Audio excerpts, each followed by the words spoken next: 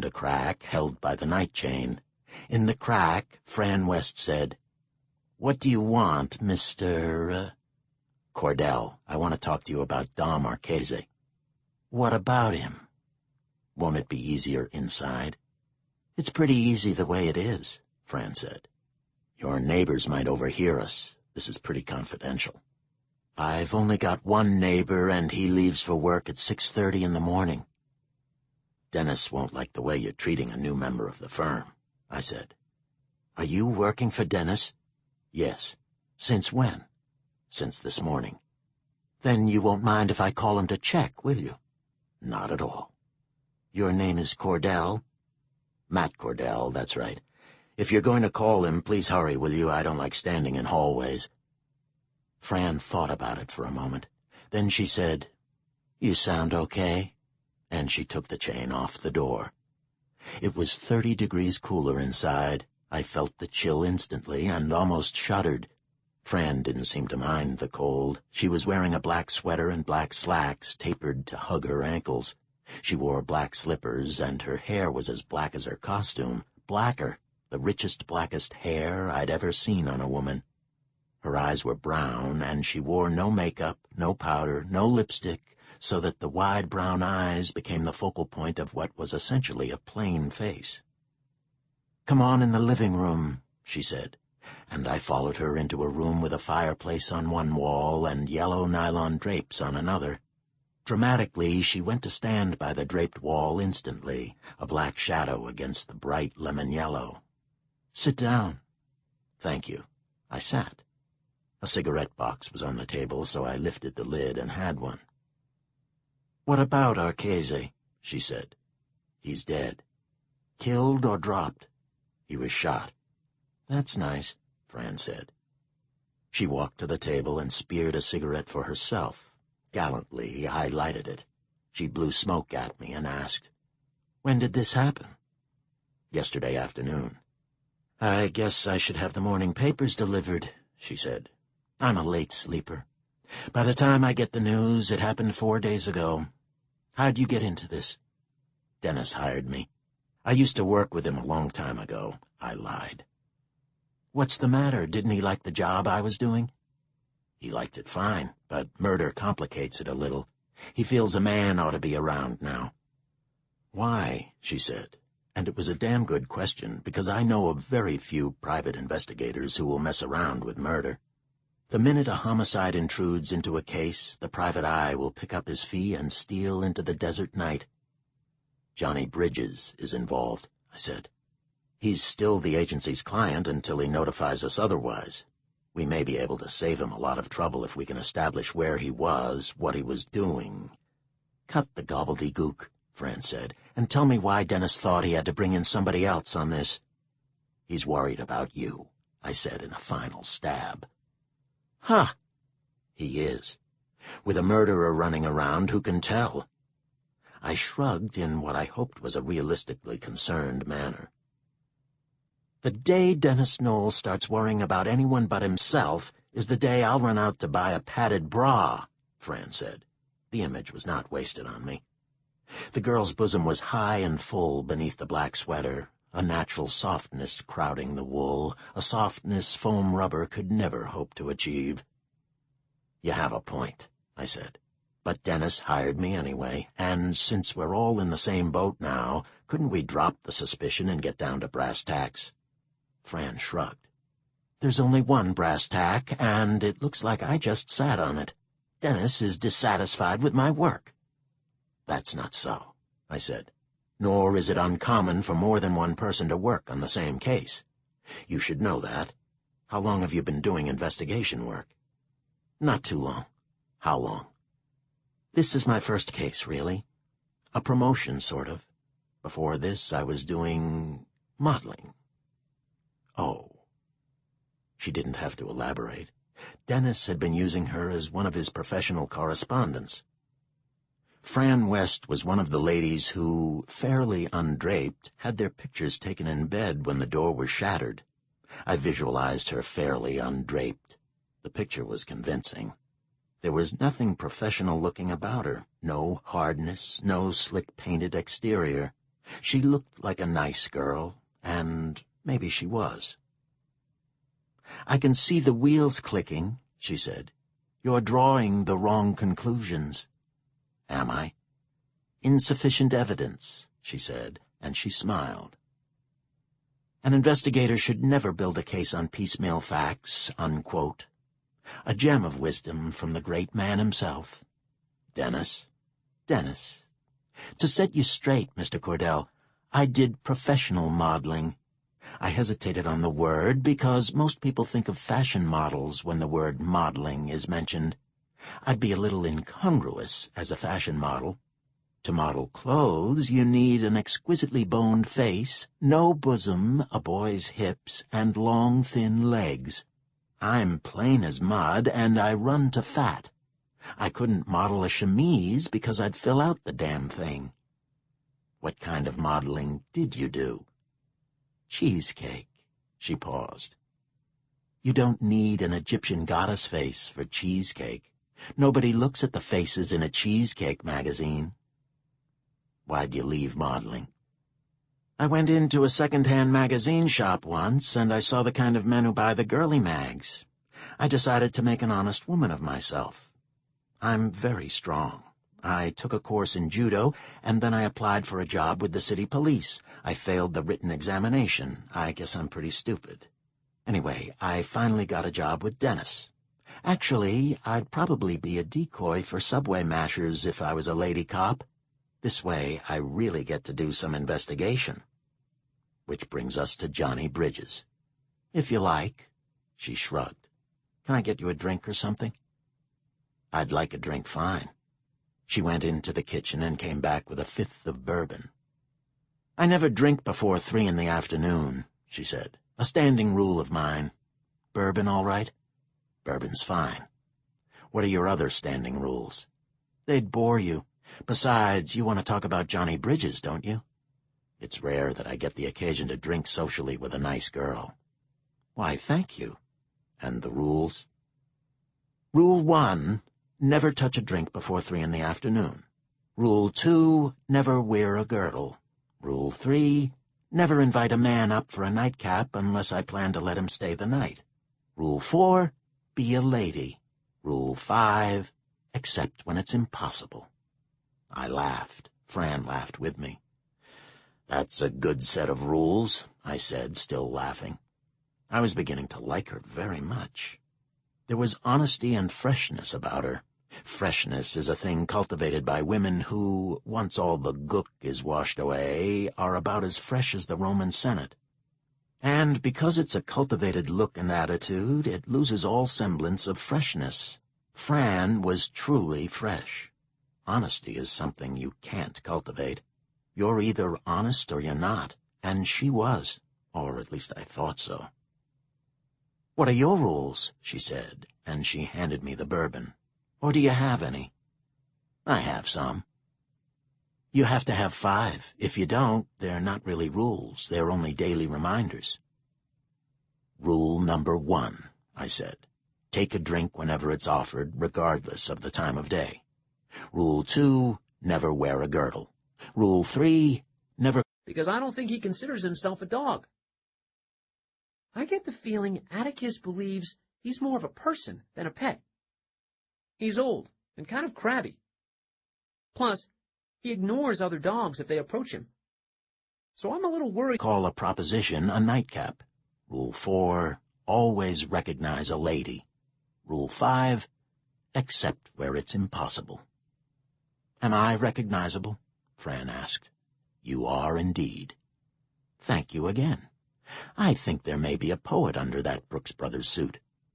I laughed again, this time at my own expense.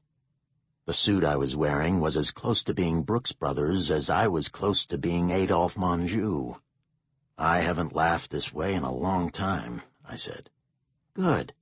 People should laugh, don't you think? There's too much seriousness in the world. Maybe I will have a drink after all. Rule number 6, I said. Never break rules 1 to 5. Fran smiled. And rule number 7, never mix business with pleasure. Shall we talk about Johnny Bridges? If you like. I'd rather talk about drinking or laughing, but Dennis isn't paying us for that, is he? No, he's not. Okay, Johnny Bridges. I was in the office when he came in that day. Said he was in love with a married woman whose husband refused to give her a divorce. Wanted us to follow the man until we got something on him. The man was Dom Marchese. Right. You followed him? I did, every day. Did you get anything on him? Plenty. Like a little blonde he was seeing a great deal of. Met her regularly. A blonde? Who? A girl named Lorraine Marsh. I took a gulp at the bourbon. Christine's sister? Dom was seeing her? I didn't know she was Christine's sister, Fran said. That complicates it a little, doesn't it? More than you know. Are you sure Dom was seeing her? Regularly, once or twice a week. How cozy were they? Hard to say. It looked legit, the usual Friday or Saturday night date stuff. But he also spent a lot of time in her apartment. We were going to put a tap on her phone just to find out exactly how chummy they were. Now that Dom's dead... Fran shrugged. Did you tell this to Bridges? Yes. When? Last week sometime. We suggested the wiretap, and he said he wanted to think it over. Truthfully, he seemed to be losing his enthusiasm for the whole project. I can't understand why. He wanted Dom to divorce Christine, and we were working in that direction. But he didn't seem too impressed with what we'd told him. Maybe he was falling out of love. It's possible. And sometimes easier than falling in love. Sometimes, Fran said.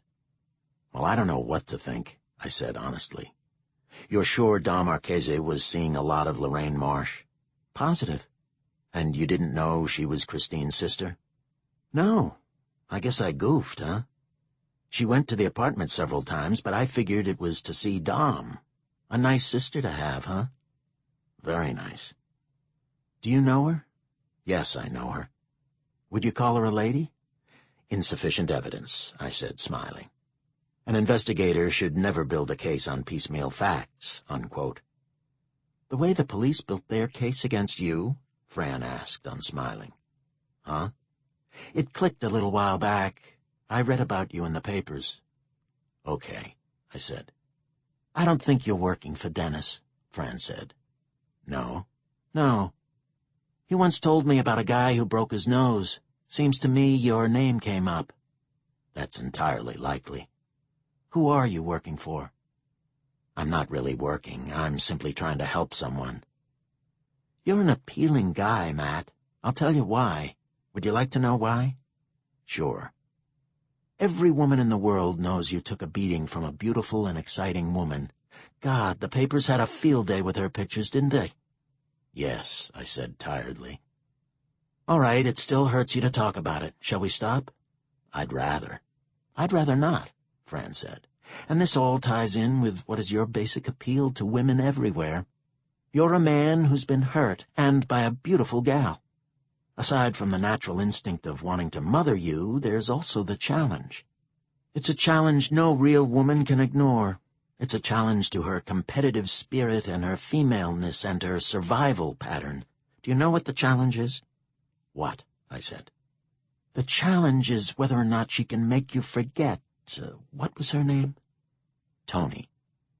Tony McAllister. Right. The challenge is whether she can put out the torch, whether her arms, her body, her lips will make you forget a woman who, to you, was the most... Let's drop it, I said. Your reluctance enhances the challenge, Fran said. You're a very appealing guy, Matt. And you're a very unflattering gal, I told her. I don't like to think of myself as forbidden fruit that will nurture the ego of a dame with an inferiority complex. Inferiority has nothing to do with it. Hell, the battle is a daily one. It even goes on between daughters and their own mothers. You don't know very much about women. I guess not. You can learn, she said. I could teach you. I'm a pretty smart girl. There's just one thing I'd like to know, I said. How come you failed that police examination? Fran smiled, and then allowed the smile to become a laugh. "You threw down your gauntlet to every woman in the world the day you beat up that jerk and allowed yourself to be destroyed by something that happens every day, everywhere. And you can't blame women for wanting to pick it up." "Are you picking up the gauntlet, Fran?" "I'd like to, if you'd let me. Getting you to forget that bitch would be the most creative thing any woman could do." "Have you tried having a baby?" I said. "Only once," she answered honestly and soberly. "It didn't work out." She paused. "I'm not the original laughing girl, Matt. I've had it too, in spades." She paused again. "I know how to love. I love very deeply when I do." "Good. And the gauntlet is still on the ground." "We'll pick it up sometime," I said. With complete honesty, Fran West said, "When?"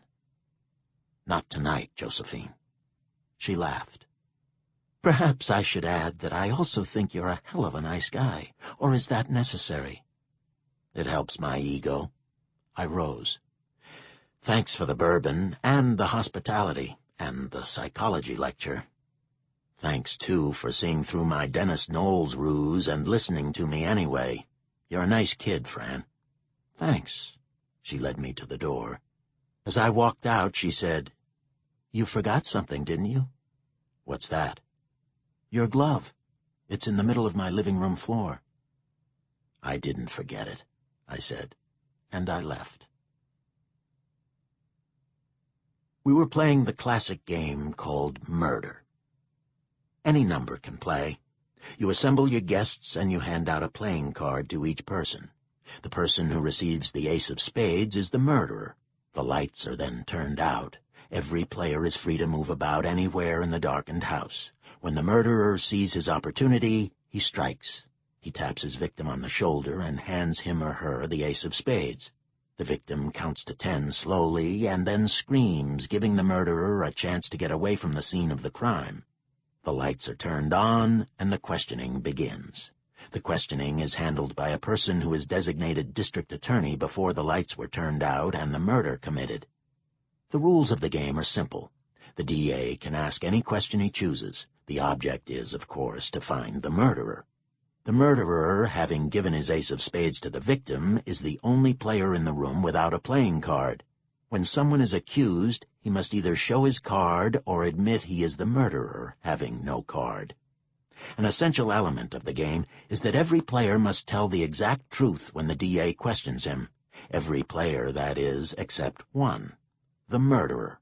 The murderer can lie to his heart's content. He can, for example, say, "I was in the kitchen leaning against the sink. I was nowhere near the living room where the murder was committed." He can be tripped up if everyone else tells the truth. Another player may have seen him in the living room shortly before the terrible deed was done. Usually, after a half hour or so of questioning, the murderer has trapped himself in a web of lies. The truth, as being spoken by every other player in the game, is his undoing. We were playing murder. There was only one difficulty. Every player in the game seemed to be lying. There was an added difficulty. This wasn't a game. I went back to the east side and found a bar. I had no intention of getting drunk. I was going to pass a quiet afternoon until quitting time at the 5 and 10.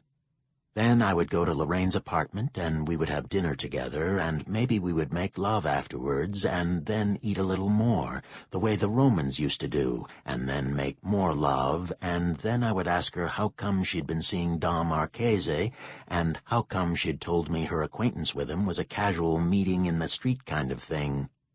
I had one drink, and then another. "How come, Lorraine," I would say, "you lied to me?" I had a third drink and a fourth. "How come you're picking up my gauntlet, Lorraine," I would say, "but at the same time you're telling me a flock of lies which can only make my job harder, huh? Or is this a part of the challenge? Screw up the battered shamus, spread confusion in the ranks, leave him doubting his long-unused investigatory powers, leave him sure of one thing and one alone, The woman in his arms, the one real thing in the world, more real than the ghost of Tony McAllister, for sure. More real than a pack of liars and thieves and murderers. Forget, forget, forget. I'll help you by confusing you. I'm a lying little bitch responding to the challenge of the International Society of Cuckold Pacifiers. Come love me, Matt Cordell. Come forget. Come leave Johnny Bridges to rot in jail and twitch in the electric chair. Nothing matters but the challenge. I'll make you whole again. I'll bedazzle the living bejesus out of you. Come to my arms while I lie with you and to you. Come. I had a few more drinks. The patrolman appeared at my elbow. I first saw him in the bar mirror, and I thought, here we go. Vagrancy. Let's see your wallet, Mac, your identification. Do you have a visible means of support? No, you son of a bitch, I have an invisible means of support. Matt Cordell, he said. Yeah. We've been looking for you all day. Finally decided to come back, huh? Yeah. Want to come along with me? What the hell for? The skipper wants to talk to you. He paused. It's about a murder. Chapter 7. We drove to the local precinct, and the patrolman waved at the desk sergeant and then led me upstairs to the detective division. The detective squad room was at the end of the hall, a bleak, colorless room with hanging light globes and desks and filing cabinets. The skipper was a detective first grade named Miskler, substituting for the lieutenant who was on vacation. We went through the squad room, and then the patrolman showed me to a bench just outside Miskler's private office.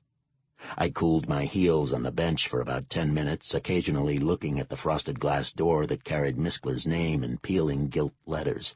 Finally, a guy in shirt sleeves and dangling shoulder holster opened the door, poked his head out, and said, "Cordell?" "Yes, Detective Miskler." "The skipper's inside," the guy said. "Come on in. Sorry to keep you waiting." I went into the office. The guy with the shoulder holster had 3 counterparts inside, all of them in shirt sleeves. One of them was sitting behind a desk in the corner of the room. I figured him to be Miskler, the substitute boss. He was a big man with bright red hair and bright blue eyes. "Cordell?" he said. "Yes?" "I'm Detective Miskler. This is my squad, and these are some of my men, Jones, De Palma, and Crusty." The men nodded. I nodded back. "Have a chair." I had a chair. "What do you know about Johnny Bridges?" Miskler asked. "Johnny Bridges," I said, as if trying to recall the name. "I don't think I know him." "No?" "No." "Oh, wait a minute. Bridges, sure. I knew him when I was a kid." Imperceptibly, the bulls were forming a circle around my chair. Miskler came from behind his desk and walked over to take the quarterback position, and the other bulls crowded in, waiting for him to call the play. I wasn't on the team, but some of that old spirit was beginning to spread into my bones. I wondered if this were just going to be a verbal battering ram, or whether we'd try for a run-around end with rubber hoses. It was very hot in Miskler's office, and the crowd around me didn't help the heat very much. One of the bulls had a terrible case of body odor, but perhaps that was a planned part of Miskler's torture routine. I braced myself. If I was going to get hit, there wasn't much to be done about it. Bulls know how to hit, and they're usually big bastards, and there was no sense tangling with 4 of them. If we were going to play What's My Line, I wanted to be on my toes and ready for whatever questions came. I don't know if you've ever been questioned by 4 guys hurling questions in rapid-fire longhand. It can knock you on your ass, believe me, as sure as a punch can. "When's the last time you saw Bridges?" Miskler asked. "When I was a kid." "How long ago was that?" Jones asked, or Crusty, or De Palma. "About 10 years. "How old are you now, Cordell?" De Palma asked, or Crusty, or Jones. 33. "Then you weren't such kids," Crusty said, or De Palma, or Jones. "I guess not." "And you haven't seen him since that time?" "That's right." "Where were you yesterday, Cordell?" "All day yesterday?" I asked. "Yes, all day yesterday." "Drunk," I said. "Where?" "The Bowery." "Where on the Bowery?" A park bench outside Cooper Union. Anyone with you? No, I was alone. Until what time? I don't remember. It was dark when I came out of it. Did you see Bridges yesterday? No, I haven't seen him in 10 years. Did you call the police yesterday? Why should I call the police? To ask about Johnny Bridges, using the name Joe Phillips. I don't know any Joe Phillips, I said. Who's he? He's supposed to be a lawyer. We think he's you, Cordell. What gives you that impression? You went to see a private detective named Dennis Knowles this morning. You used the phony name Joe Phillips to get into his office. Did I? You did? Who says? Knowles says. He ought to know. He sure ought to, Miskler said. Is he the one who sicked you on to me? In a manner of speaking. He thought he might be helping the investigation of a homicide. One hand washes the other, Cordell. He calls us often enough for routine help. I've got nothing to do with any homicide, I said. Don't you? Where's that paper, Fred? One of the bulls, De Palma, Crusty, or Jones, handed Miskler a copy of one of the tabloids. Miskler opened it to the 3rd page, folded it back, and handed it to me. The story was headlined, Harlem Taylor Slain. Read it, Miskler said. I read it. So? That's the story we gave to all the metropolitan dailies, Miskler said. You see anything in that story about the initials J.B. being found on the wall? I looked at the story again. I was beginning to get a queasy feeling in my stomach. No, I said. No mention of any initials. Then how do you know about them? Who says I did? Knowles. He said you told him so in his office this morning. Now how about it, Cordell? I guessed. Don't get smart, Cordell. How do you know about those chalk marks?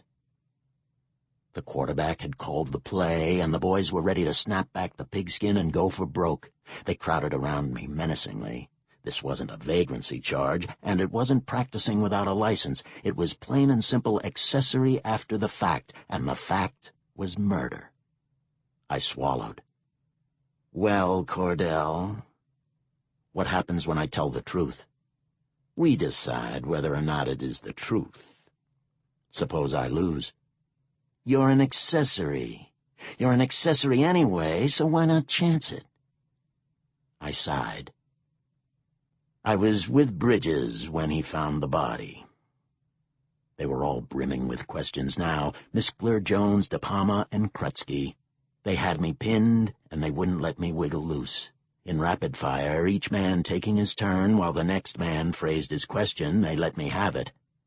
Why'd Bridges say he was alone when he found it? We decided it would be better that way.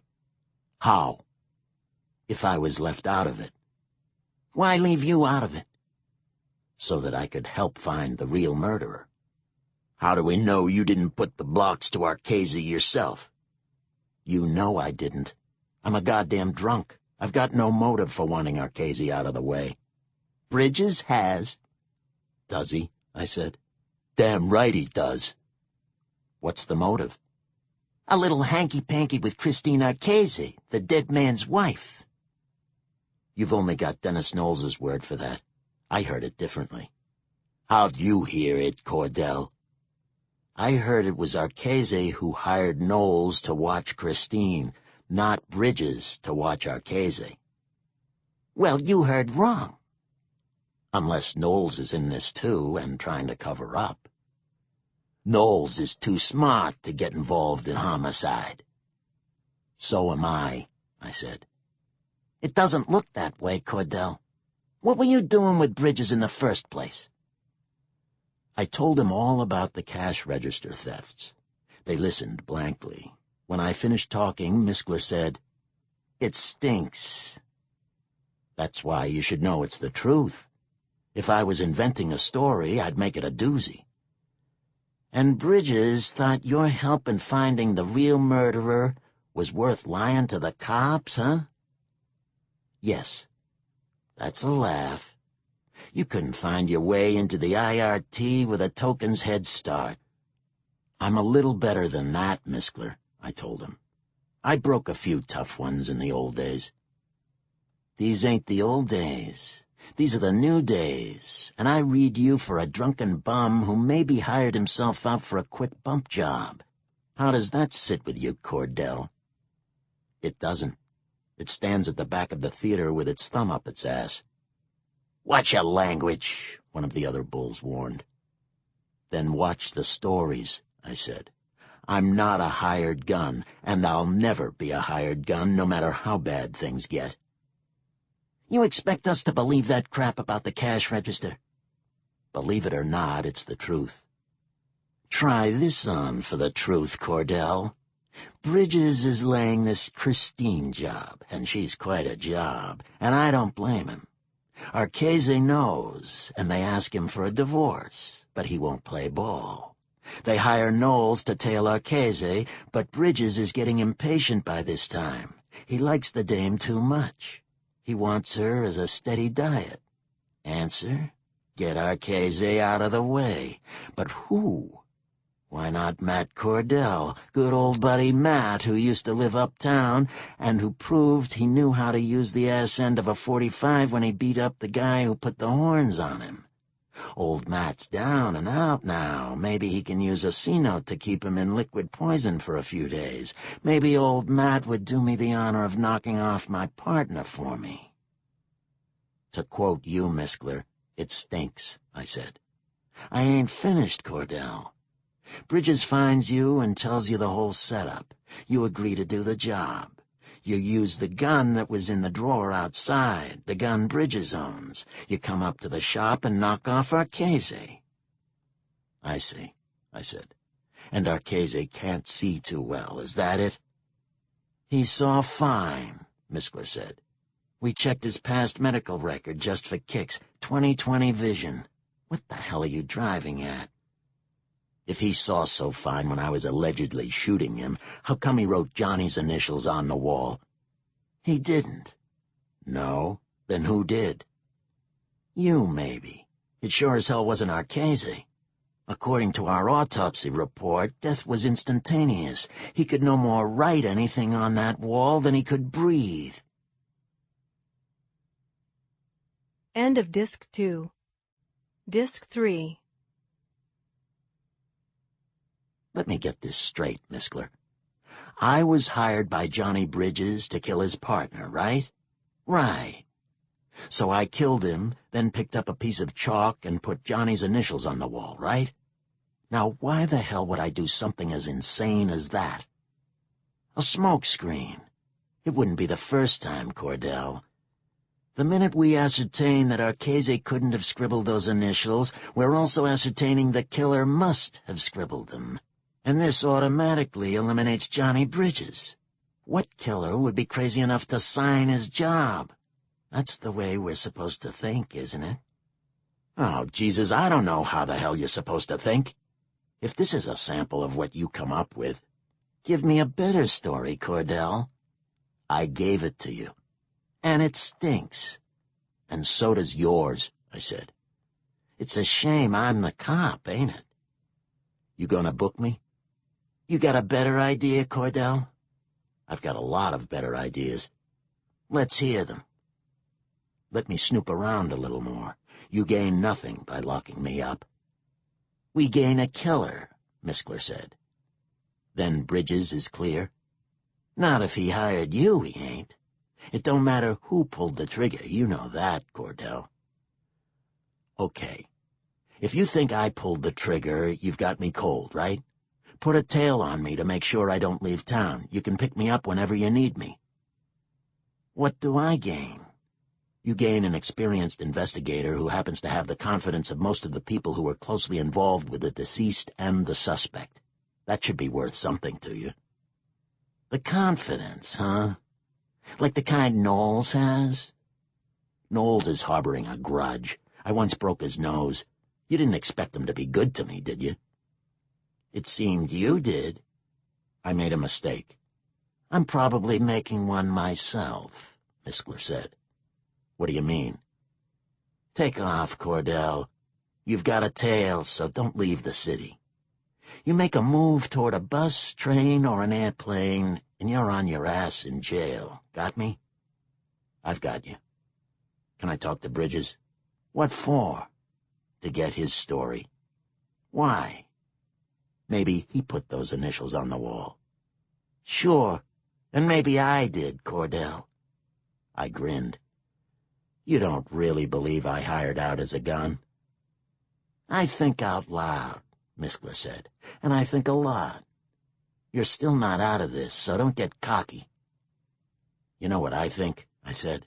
No, what do you think? I think the case has you stymied and you pulled me in because you need a real pro to crack it. Mirthlessly, Miskler said, Ha ha. Take him down to see Bridges before he breaks into a soft shoe. Johnny Bridges was being held without bail in a place known as the Tombs. It is not a very cheerful place, nor was Johnny in a particularly cheerful mood when they led him into the visitor's room. He sat down opposite me, the meshed wire separating us. He was already acquiring a prison pallor, which I am convinced is produced more by desolation than by lack of exposure to the sun. "Have you had any luck?" he asked. "Not yet." "They wouldn't set bail for me," he said. "They really think I killed Dom, don't they?" "The magistrate sets bail, and his failure to turn you loose in a free society is no reason to believe the case is being prejudged," I said.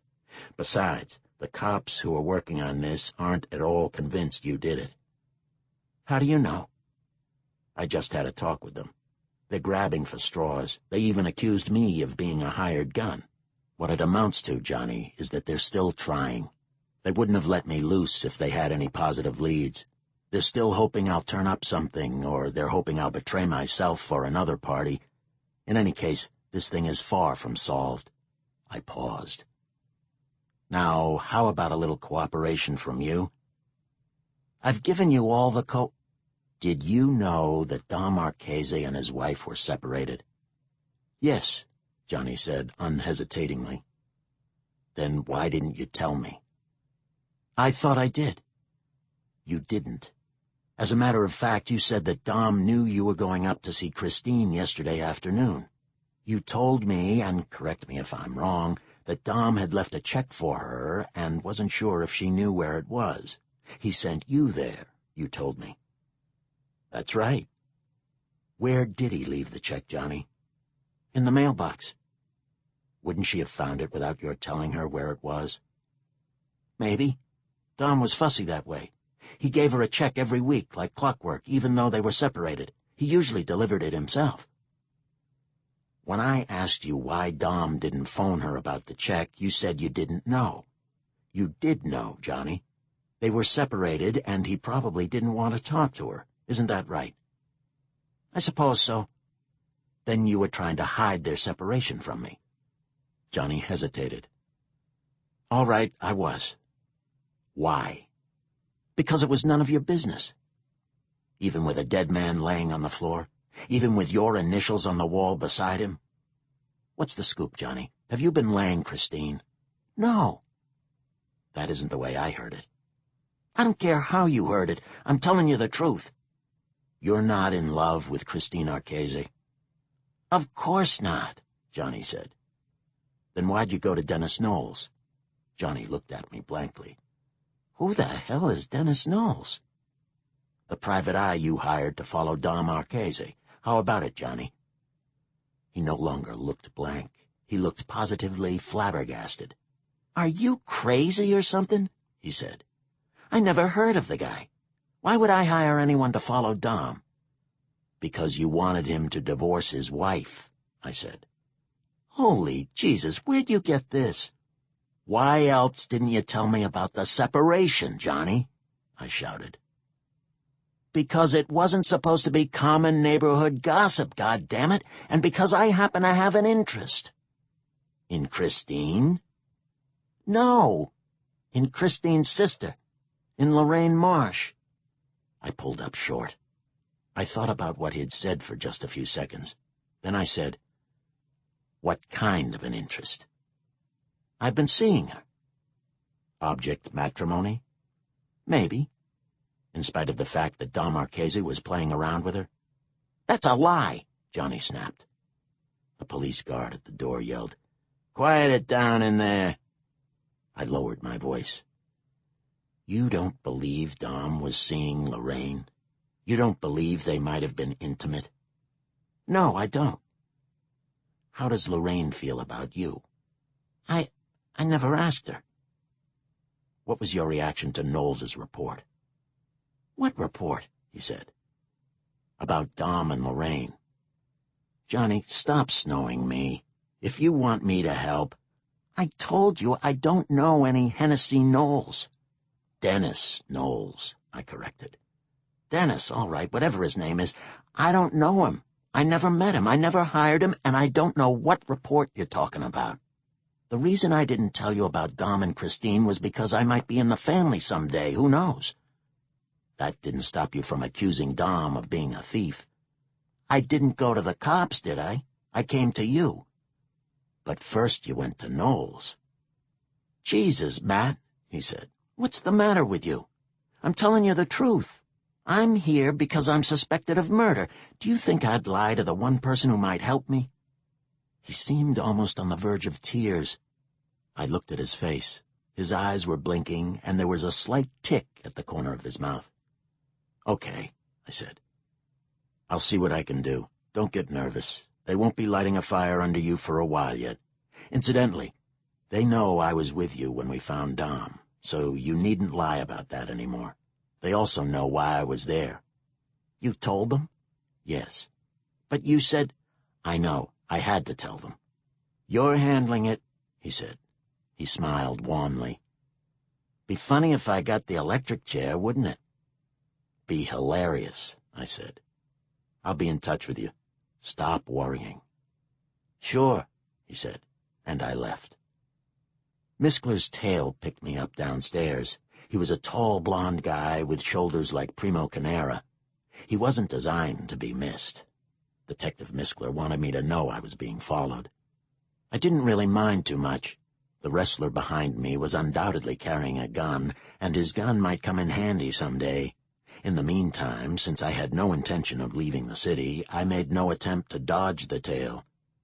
I went uptown to Lorraine's apartment, the wrestler with me every inch of the way, keeping a respectable 25 feet or so behind me. I was going up the front steps when Lorraine and Dave Ryan came out of the hallway. They were both bouncing along as if the world were made of pink cotton candy. What happened? I said. You could have cut Ryan's grin with a meat cleaver. Tell the man, honey, he said to Lorraine. We've got a big audition, she said. Tammy's Tavern, Ryan cut in, unable to contain himself, in New Rochelle. Steady work every night of the week, and it's the jumpin'est joint you ever saw. High class, but solid. Man, there ain't a band in New York that wouldn't flip over this gig. You're going to New Rochelle now? I said, disappointed. No, Ryan said. The audition's being held at our rehearsal hall. Hey, man, what time is it anyway? I didn't own a watch, so I didn't lift my arm. Lorraine read the time from her wrist. 6:30, she said. The audition's at 7. Tammy himself is coming down. Oh, man, I'm as nervous as a cat. He crossed his fingers and then grinned again. You want to come hear us, Cordell? I decided against it. No. Will I see you later, Lorraine? I should be home by 8, she said. I'll be there. You're welcome at the audition if you want to come, Ryan said. No, thanks. I've got a stop to make. Well, come on, puss, Ryan said to Lorraine. He took her arm and was hustling her off when she turned to me. 8 o'clock, Matt? You'll be there? I will. She smiled. Good, she said, and Ryan almost yanked her off her feet, dragging her after him. I sighed and headed for Christine Archese's apartment. In all truth, I still didn't know whose story to believe. I wanted to talk to Lorraine, but I couldn't very well ask her to miss an important audition. Besides, the talk could wait until 8 o'clock. In the meantime, Christine might be able to fill me in on just what her relationship was with her husband and Johnny. Somebody was lying, that was for damn sure. My tail stayed with me all the way. When I went into the building, he parked himself on the front stoop. I went up to the second floor and knocked on the door. I waited a few minutes and knocked again. There was no answer. "Christine?" I called. There was still no answer. I yelled, "Christine!" again, and then tried the doorknob. It turned easily. The door opened and I stepped into the apartment. The apartment was very still. "Christine?" I whispered. No answer. I walked into the living room. The door to the bedroom was ajar, and I went to it and pushed it all the way open. Christine Archese was wearing a sweater and slacks. The slacks were black, and the sweater was white except for the red stains where 3 bullets had been plunked into her chest. Her eyes were open and staring at the ceiling. A pool of blood was seeping onto the floor in a steadily widening circle, spreading so that it almost touched the pillow, which lay some 2 feet away from the body. I stooped and looked at the pillow. There were 3 holes in it, and the powder burns on the white pillowcase told me that someone had wrapped the pillow around the muzzle of the gun as effectively as a silencer, muffling the explosions that had killed Christine. I went downstairs. The wrestler was still on the front stoop, smoking a cigarette. "Hi," I said. He looked up startled. "You'd better come with me," I told him. "We've got another homicide." Chapter 8. I wasn't at all worried. It isn't that I'm brave or anything, but this was one garland they couldn't hang around my neck. I had spent the entire day with various people. My alibis were solid to the core. Nonetheless, my wrestler called Detective Miskler, and I hung around until he arrived. "You do this, Cordell," he said. "Not a chance. I'll give you a timetable even the Long Island Railroad can't beat." "Let's hear it." 9:30 a.m., left an East Side apartment for— "Whose apartment?" Miskler asked. This was no time for chivalry, not when a corpse was in the bedroom. "Lorraine Marsh's." "Spend the night there?" "Yes." "Go ahead." 10 a.m., arrived at office of Dennis Knowles, private investigator. Since Knowles later called you, you know damn well I was there. "Skip the commentary," Miskler said. "Just give me the timetable." "Right." 11 a.m., left Knowles's office, went to Museum of Modern Art across the street, purchased a cup of coffee and sat drinking it in the outdoor garden. "Who saw you?" "The guy who sold me the coffee." "Go ahead." 11:15 a.m., called Fran West, investigator for Knowles, from a public phone booth in the museum. "Did you go see Franny?" Miskler asked, and his tone and his use of the diminutive with her name told me he was familiar with her. "Yes." "You know what she does for Knowles?" "She's an investigator." "Horse manure," Miskler said. "She poses in bed." Chalk up another liar, I thought. Some girls are fresh and honest, I thought. Matt Cordell, appraiser of character. Fran West posed for pictures in divorce cases. She didn't pose for cheesecake mags, as she'd said. "How do you do, Miss West? Welcome to the Liars Association of Eastern America." "What time did you get there?" Miskler said. "About 11:30. "What time did you leave?" "About 12:30. "Where'd you go then?" "To a bar uptown. I was there about a half hour when your patrolman picked me up. Checked with the bartender. The rest of my day I was with you, Johnny Bridges, and your tail. Am I clean?" "You're spotless," Miskler said. "The tail's still with you. Get the hell out of here. We've got work to do." I started to leave. Miskler's voice stopped me at the door. "I'm going to check with Fran West, and also with the bartender where we picked you up. You keep that in mind." "What for?" I said. "My innocence is as a child's." "Schnook," Miskler said, and I left the apartment with my tail wagging behind me. I waited for him in the street. When he came out of the building, I walked over to him. "This is stupid," I said. "Why don't we walk together?" He stuck out his hand. "Arthur de Ponce," he said. "Detective 3rd grade. I'm Puerto Rican." Any objections? I'm sure if I had any, he'd have knocked me on my ass in the gutter. Luckily, I didn't have any. Matt Cordell, I said, taking his hand. I'm Irish. Any objections? DuPont grinned from ear to ear. With his blonde hair and his bright blue eyes, he could have passed for an Episcopalian minister any day of the week. He chose instead to set me straight from go. His precaution was wasted on me, but I was certain many a loud-mouthed hater was taken slightly aback when DuPont's failed to fit into his stereotype of swarthy skin and long sideburns. "Where to, Cordell?" he said.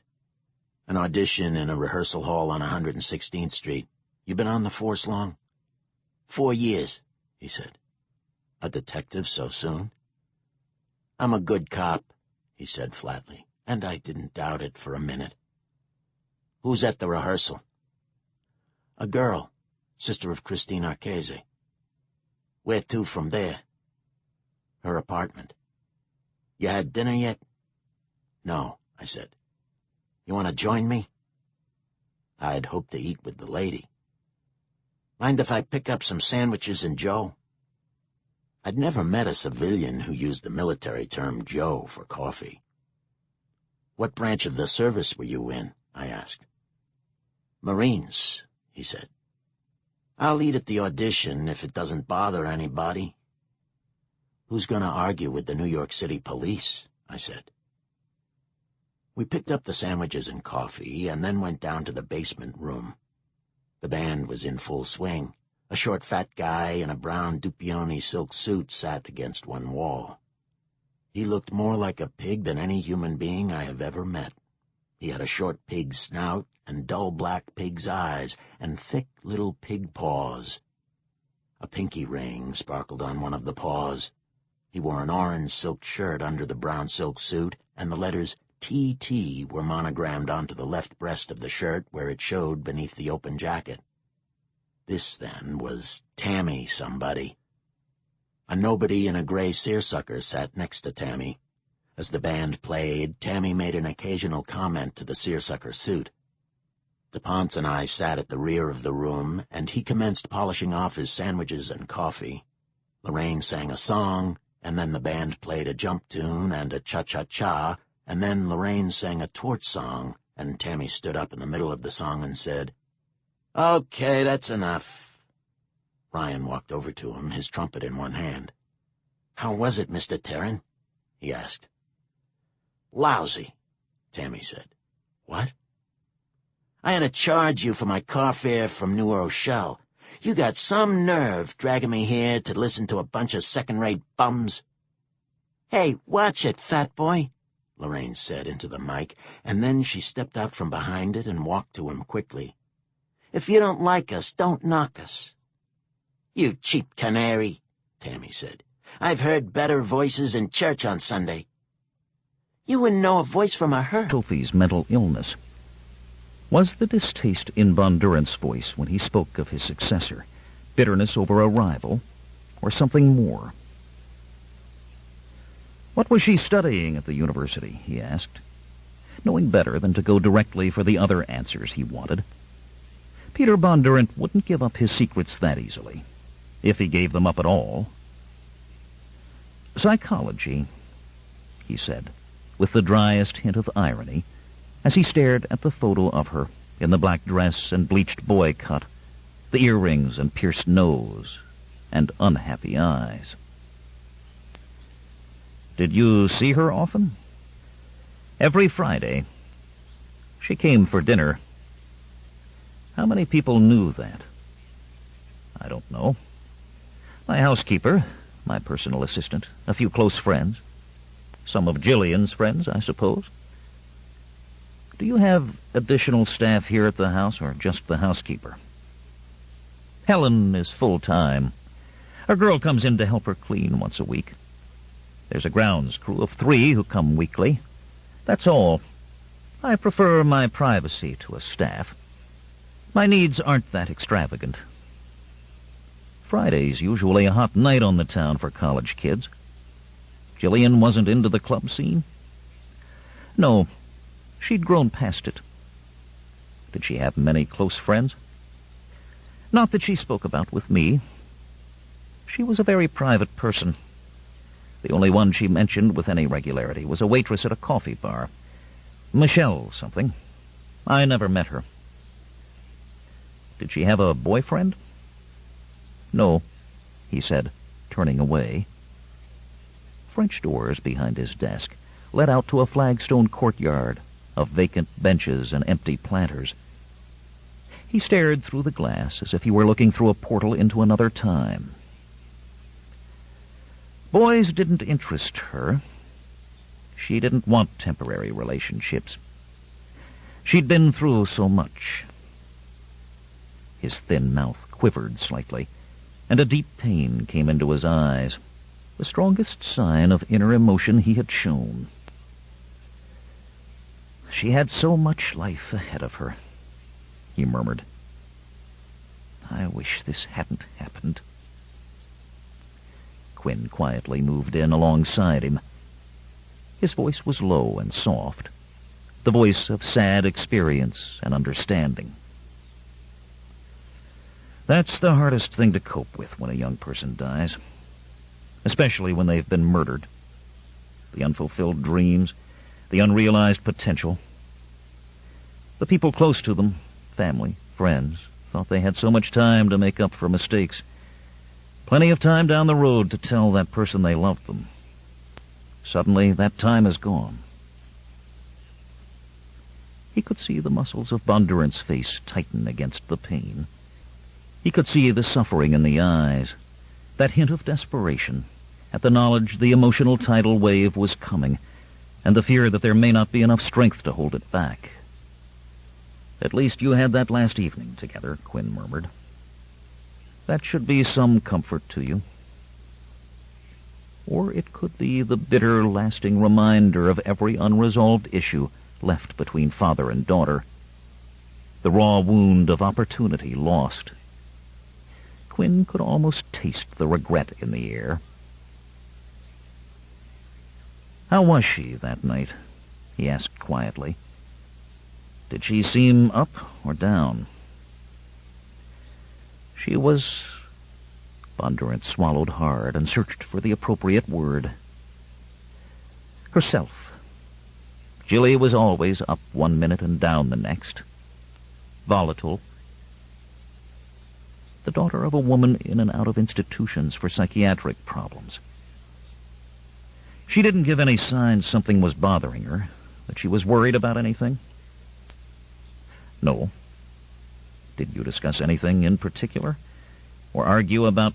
Bondurant's explosion was sudden, strong, surprising. My God, if I thought there was anything wrong, if I thought something was going to happen, don't you think I would have stopped her from leaving? Don't you think I would have kept her here? I'm sure you would have, Quinn said softly, the voice of compassion and reassurance, emotions he had stopped giving out in full measure long ago, because it took too much from him, and there was no one around to help him refill the well. End of side 3. To continue, turn the cassette over. Side 4. Ashes to Ashes, by Tammy Hogue. Continuing on page 111. He tried to keep his focus on his underlying motive, which was to get information, manipulate, coax, slip under the guard, draw out the truth a sliver at a time, get the info to get the killer. Remember that the first person he owed his allegiance to was the victim. What did you talk about that night? He asked gently, as Bondurant worked visibly to gather his composure. The usual things, he said, impatient, looking out the window again. Her classes, my work, nothing. Her therapy? No, she... He stiffened, then turned to glare at Quinn. We need to know these things, Mr. Bondurant, Quinn said without apology. With every victim, we have to consider the possibility that some part of their life may have a link to their death. It may be the thinnest thread that ties one thing to the other. It might be something you don't think could be important at all. But sometimes that's all it takes. And sometimes that's all we have. Do you understand what I'm telling you? We'll do everything in our power to keep details confidential. But if you want this killer apprehended, you have to cooperate with us. The explanation did nothing to soften Bondurant's anger. He turned abruptly back to the desk and pulled a card from the Rolodex. Dr. Lucas Brandt, for all the good it will do you, I'm sure I don't have to tell you that anything Jillian related to Lucas as a patient is confidential. And what about anything she related to you as her father? His temper came in another quick flash, boiling up and over the rigid control. If I knew anything that could lead you to my daughter's murderer, don't you think I would tell you?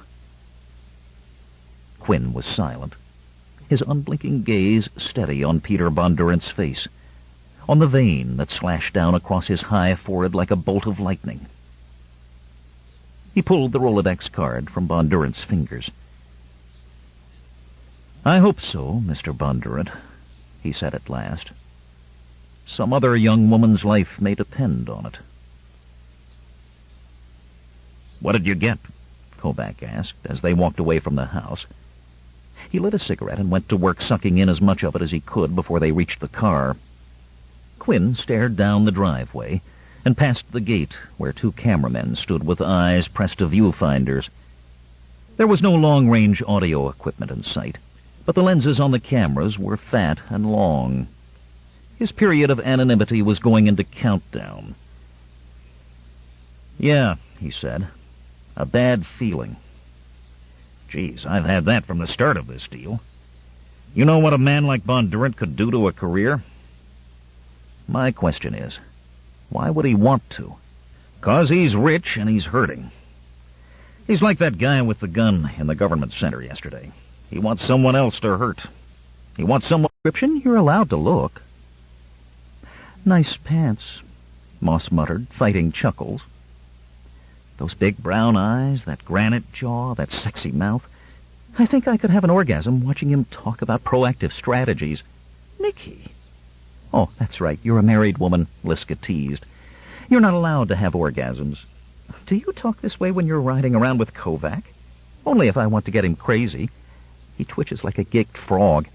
Tells me he doesn't want to know anything about my orgasms, that a woman's G-spot should just remain a mystery.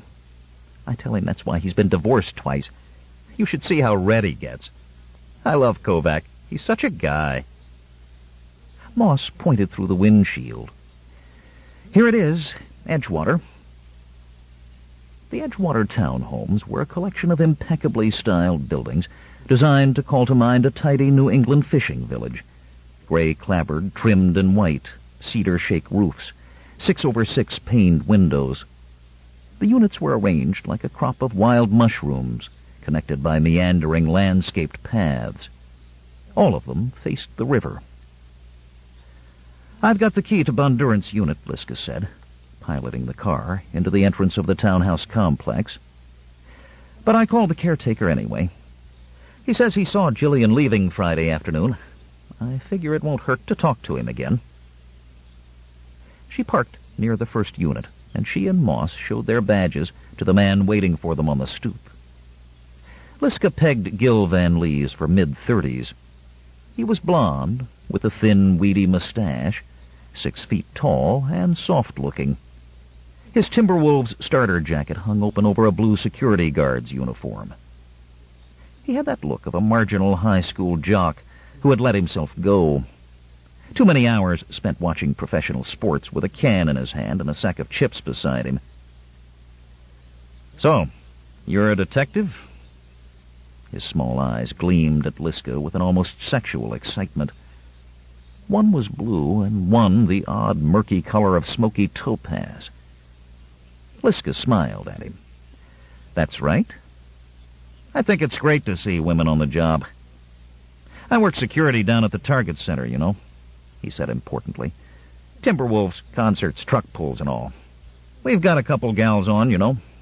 I just think it's great. More power to you.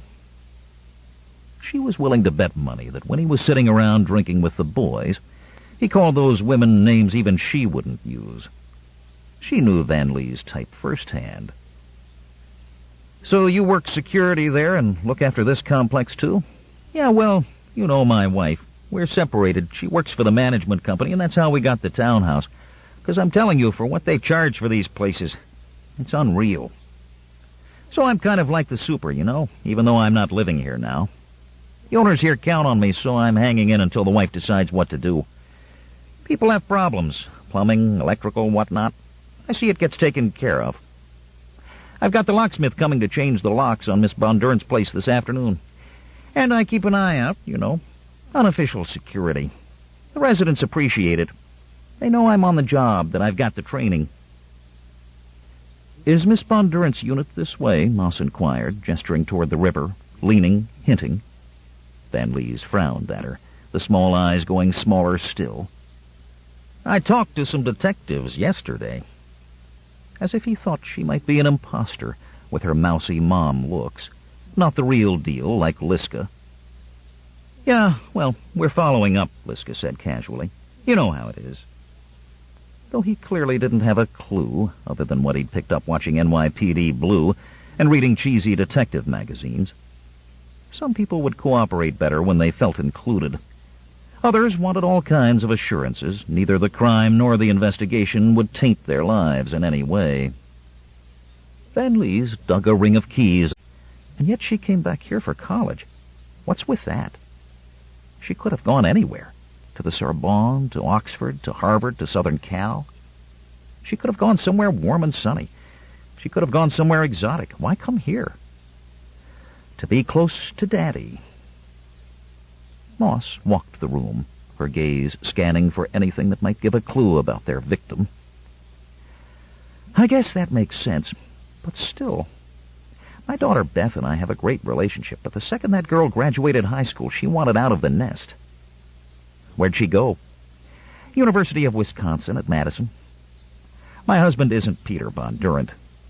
She had to fly somewhere with tuition reciprocity, Moss said, checking through the magazines, Psychology Today and Rolling Stone. If my old man had $1 billion and would spring for a place like this, I'd want to spend time with him, too. Maybe I can get Bondurant to adopt me. Who was here yesterday? They sent a couple of uniforms after the body was found with Bondurant's DL, just to make sure she wasn't here, alive and oblivious. Then Sam came over with Elwood to look around. They canvassed the neighbors. Nobody knew anything. He picked up her address book, credit card receipts, phone bills, and a few other things, but he didn't come up with any big prizes. Gotta think if she had a drug habit, the B of I guys would have found something. Maybe she carried everything with her in her purse. And risked losing her stash to a purse snatcher? I don't think so. Besides, this place is way too clean for a druggie. 2 bedrooms with 2 full baths on the second level. In her small house in St. Paul, Liska had the cozy pleasure of sharing one small, crummy bathroom with her sons, ages 11 and 9.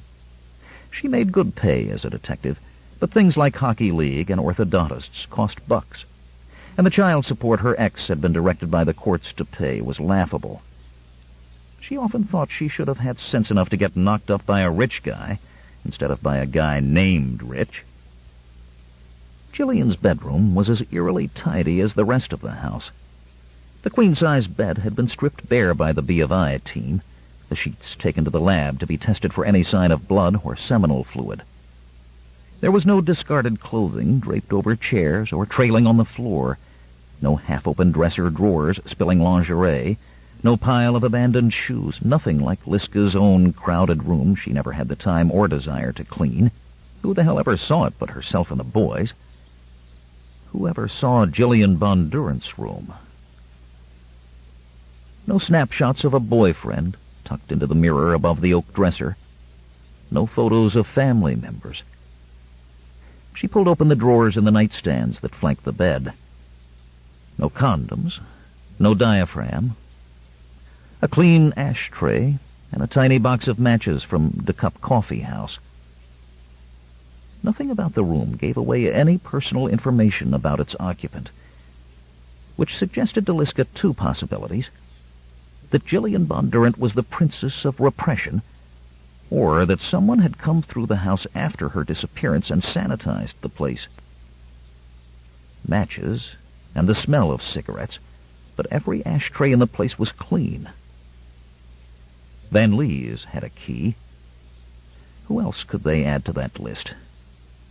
Peter Bondurant? Jillian's mean-looking girlfriend? The killer? The killer now had Jillian's keys, her address, her car, her credit cards.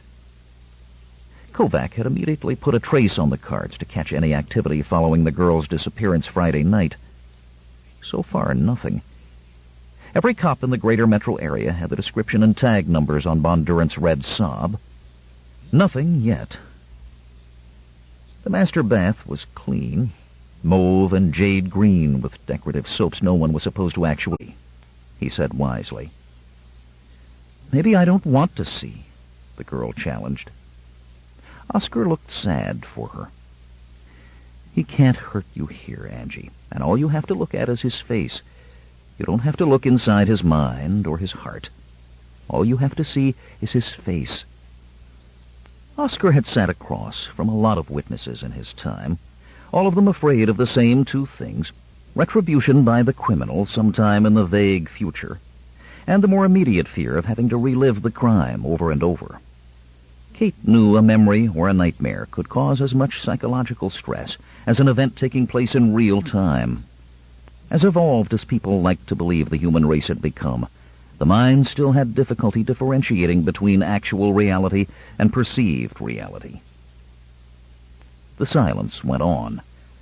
Oscar looked at Kate. Angie, you told me you'd do this, she said. The girl scowled harder. Yeah, well, maybe I changed my mind. I mean, what the hell's in it for me? Keeping safe and taking a killer off the street. No, I mean really, she said, suddenly all business. What's in it for me? I hear there's a reward. You never said anything about a reward. I haven't had time to talk to anyone about it. Well, you'd better. 'Cause if I'm going to do this, then I damn well want something for it. I deserve it. That remains to be seen, Kate said. So far, you haven't given a squat. I'll check into the reward. In the meantime, you're a witness. You can help us, and we can help you. Maybe you don't feel ready for this. Maybe you don't think your memory is strong enough. If that's what's really going on here, then fine. The cops have mug books stacked to the rafters. Maybe you'll run across him in there. And maybe I can just get the fuck out of here. She shoved herself up out of the chair so hard, the legs scraped back across the floor. Kate wanted to choke her. This was why she didn't work juvenile. Her tolerance for drama and bullshit was too low. She studied Angie, trying to formulate a strategy. If the kid really wanted to leave, she would leave. No one was barring the door. What Angie wanted was to make a scene and have everyone fuss over her and beg her to come back. Begging was not an option as far as Kate was concerned. She wouldn't play a game where she didn't have a shot at control. If she called the kid's bluff and Angie walked, Kate figured she could just as well follow the girl out the door. Sabin would put her career through the shredder if she lost his star and only witness. She was already on her second career. How many more could she have? She rose slowly and went to lean against the door jamb with her arms crossed. You know, Angie, I gotta think there's a reason you told us you saw this guy in the first place. You didn't have to say it. You didn't know anything about a reward. You could have lied and told us he was gone when you came across the body. How would we know any different? We have to take your word for what you saw or didn't see. So let's cut the crap, huh? I don't appreciate you jerking me around when I'm on your side. I'm the one who's standing between you and the county attorney who wants to toss your ass in jail and call you a suspect.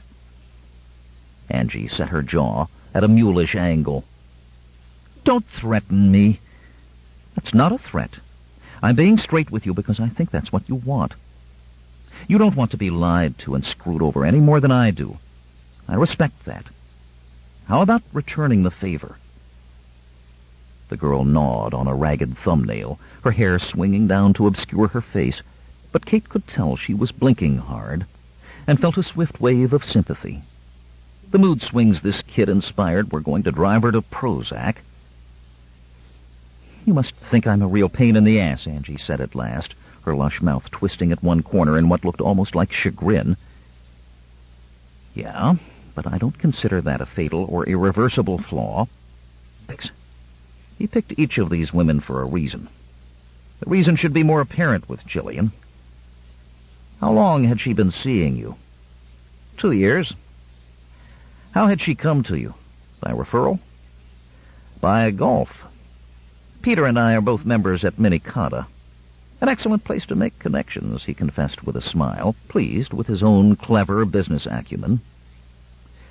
"You'd make more if you lived in Florida," Quinn joked. "Aren't we buddies? So smart, so resourceful."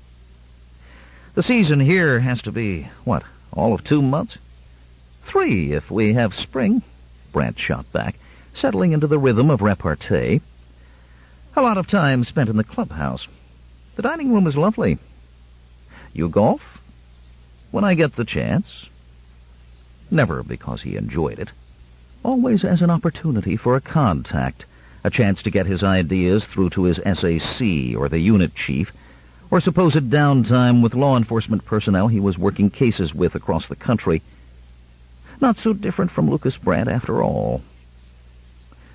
"Too bad the season's over," Brant said. "Yeah," Kovac drawled. "Damned inconsiderate for this killer to work in November, if you look at it that way." Brant flicked him a glance. "That's hardly what I meant, Detective.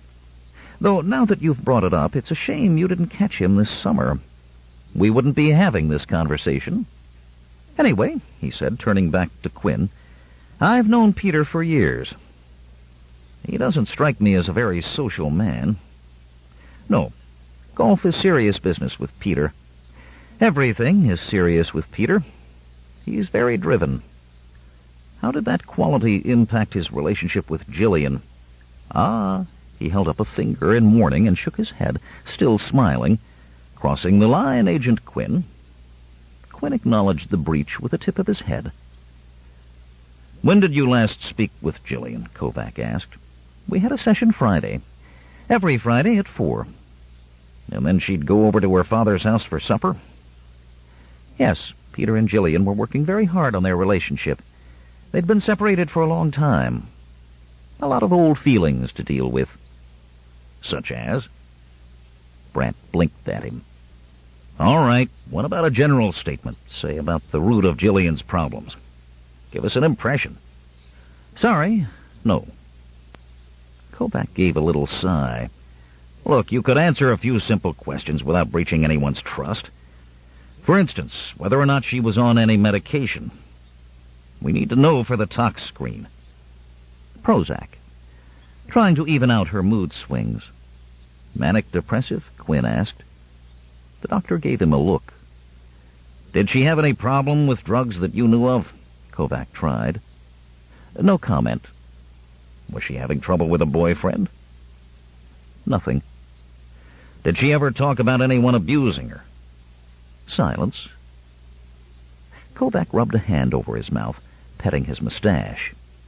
He could feel his temper crumbling like old cork. "You know this girl 2 years. You know her father. He considers you a friend. You could maybe give us a direction in this girl's murder. And you waste our time with this bullshit game. Pick and choose, hot and cold." Quinn cleared his throat discreetly.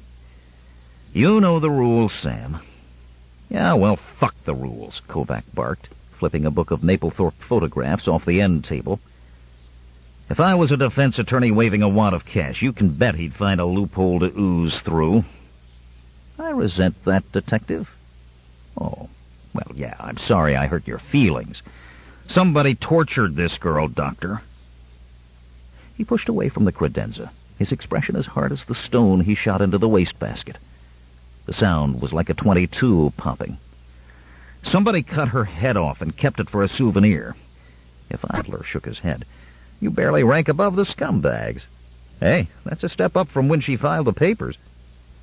"And Bondurant," Kovac said, drawing another chorus of groans. "Bondurant won't talk to us, and I don't like that. He told Quinn he was worried about his privacy. Can't imagine why." he added with a sly grin, pulling the mini cassette recorder out of his coat pocket. The 5 members of the task force present crowded around to listen. Liska and Moss were still out doing victim background. The feds had returned to the FBI offices. Walsh was working through the list VICAP had provided of similar crimes committed in other parts of the country. He would be calling agents in other Bureau field offices and calling contacts he had in various law enforcement agencies through his affiliation with the FBI's National Academy program that offered training to law enforcement professionals outside the Bureau. Quinn had sequestered himself to work on Smokey Joe's profile. The tape of Bondurant's conversation with Quinn played out. The detectives listened, barely breathing. Kovac tried to picture Bondurant, needing to see the man's face, needing the expressions that went with the mostly expressionless voice. He had gone over the conversation with Quinn, and had Quinn's impressions, but questioning someone via a third party was a lot like trying to have sex with someone who was in another room. A lot of frustration and not much satisfaction. The tape played out. The machine shut itself off with a sharp click. Kovac looked from one team member to the next. Cop faces, stern with ingrained, guarded skepticism. "That skinny white boy's hiding something," Adler said at last, sitting back in his chair. "I don't know that it has anything to do with the murder," Kovac said, "but I'd say he's definitely holding something back on us about Friday night. I want to recanvass the neighbors and talk to the housekeeper." "She was gone that night," Elwood said. "I don't care. She knew the girl. She knows her boss." Urich groaned and put his head in his hands. "What's your problem, Charm?" Tippin asked. "All you have to do is tell the newsies we have no comment at this time." "Yeah, on national television," he said. "The big dog smelled this shit and came running. I've got network news people ringing my phone off the hook. Bondurant has news all by himself. Bondurant plus a decapitated, burned corpse that may or may not be his daughter is the kind of stuff that transcends Tom Brokaw, headlines Dateline, and sells tabloids by the truckload. Sniff too hard in Peter Bondurant's direction. Get the press leaning that way. I'm telling you, he'll blow. We'll be hip-deep in lawsuits and suspensions." "I'll work on Bondurant and Brandt," Kovac said, knowing he'd have to do a hell of a lot better job of it than he'd done that morning. "I'll take the heat, but I need people working them peripherally, talking to friends, acquaintances, and so forth. Chunk, you and Hamill checking around Paragon? Working the disgruntled employee angle? Got a meeting out there in 30. "Maybe we can talk to someone who knew the girl in France," Tippin suggested. "Maybe the feds can dig up someone over there. Let us in on some of her backstory. The kid was screwed up for a reason. Maybe some friend over there knows if this reason has a name. Call Walsh and see what he can do. Ask him if there's any word yet on those medical records. Elwood, did you get anything back from Wisconsin on the DL our witness is running around with?" "No wants, no warrants. I called information to get a phone number. She doesn't have one. I contacted the post office. They say she moved and left no forwarding address. Strike 3. "She give us a sketch yet?" Urich asked. "Kate Conlon brought her in this morning to work with Oscar," Kovac said, rising. "I'm going to go see what's what right now. We'd better pray to God that girl has a Polaroid memory. A break on this thing now could save all our asses." "I'll need copies ASAP for the press," Urich said. "I'll get it to you. What time are you set to play America's Most Wanted?" 5. Kovac checked his watch. The day was running double time, and they didn't have much to show for it yet. Actually accurate. You might get something off it. Maybe someone out there will remember seeing a similar individual near a truck. Maybe they'll remember a partial license plate, a dent in a fender, a guy with a limp. You know as well as I do, luck plays into an investigation like this in a big way. "Yeah, well," Kovac said, reluctantly pushing himself away from the wall, "we could use a truckload, soon. So, where's the Sunshine Girl now?" "I had someone take her back to the Phoenix. She's not happy about that. Tough." "Ditto," Kate said. "She wants a hotel room or an apartment or something. I want her with people. Isolation isn't going to open her up. Plus, I'd like someone keeping an eye on her." "Did you go through that backpack she carries around?" Liska checked it out. "Angie was steamed, but hey, she came running away from a headless corpse. We couldn't risk her going psycho and pulling a knife on us."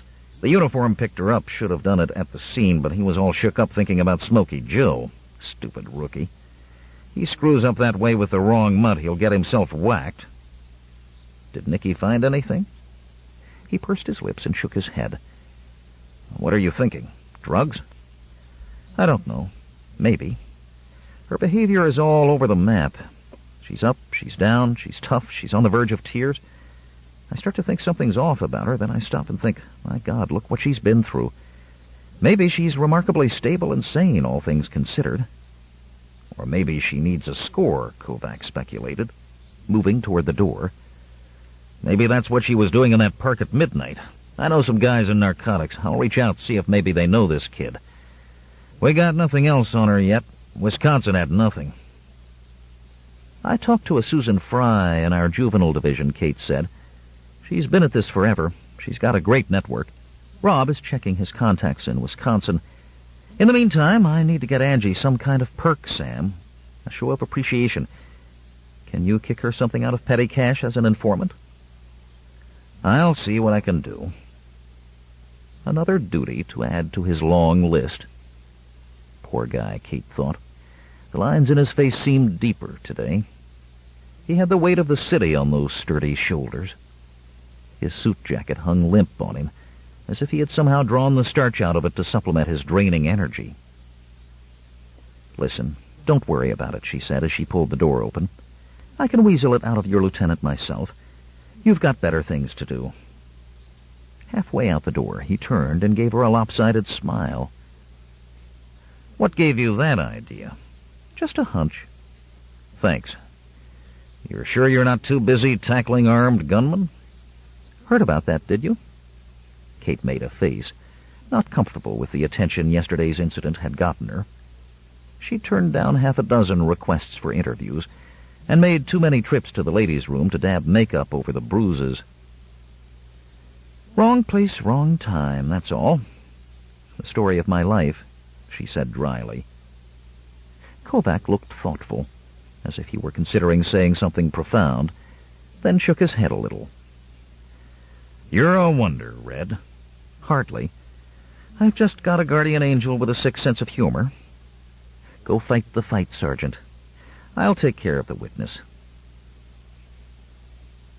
Chapter 12. The traffic annoys him. He takes 35W south out of downtown to avoid traffic lights and the tedious twists and turns of the alternate route. Stop-and-go traffic until he wants to abandon the car and walk down the shoulder, randomly pulling people out of their vehicles and beating their heads in with a tire iron. It amuses him that other motorists are likely entertaining the same fantasy. They have no idea that the man sitting in the dark sedan behind them, beside them, in front of them, could act on that fantasy without turning a hair. He looks at the woman in the red Saturn beside him. Sanctuary. The main room is outfitted with an amateur sound studio. Walls and ceiling of sound-absorbing acoustic tile. Flat carpet, the color of slate. He likes the low ceiling, the lack of natural light, the sensation of being in the earth with thick concrete walls around him. His own safe world. Just like when he was a boy. He goes down the hall and into the game room, holding the newspapers out in front of him to admire the headlines. Yes, I am famous, he says, smiling. But don't feel bad. You'll be famous soon, too. There's nothing quite like it. He turns toward the pool table, holding the newspapers at an angle, so that the naked woman, bound spread-eagle on it, can glance at the headlines if she wants to. She stares instead at him, her eyes glassy with terror and tears. The sounds she makes are not words, but the most basic vocalizations of that most basic emotion, fear. The sounds touch him like electrical currents, energizing him. Her fear gives him control of her. Control is power.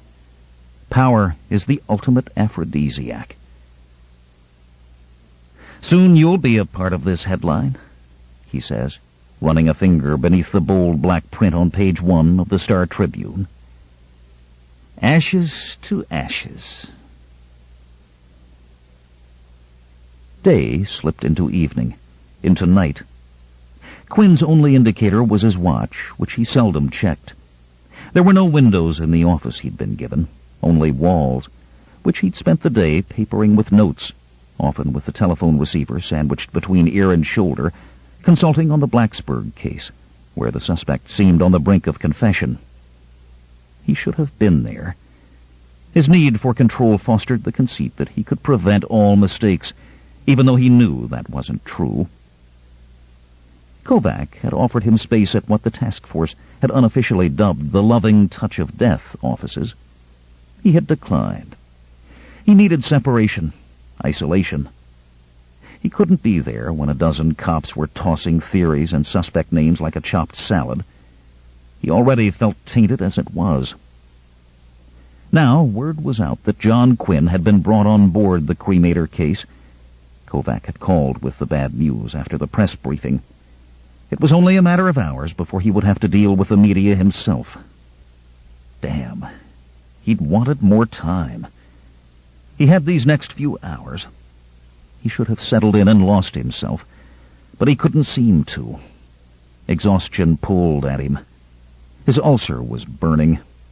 He was hungry and knew he needed fuel to keep his brain running, but he didn't want to waste the time going out. There was too much information and the buzz of too much caffeine swarming in his head, and there was a familiar sense of restlessness vibrating deep within. The urgency that came with every on-site case, compounded this time by extenuating circumstances and intrusive, fragmented memories from the past. Compounded again by a feeling that had been creeping up on him more and more and more lately. Fear. The fear that he wouldn't make a difference in the case fast enough. The fear that he would screw up.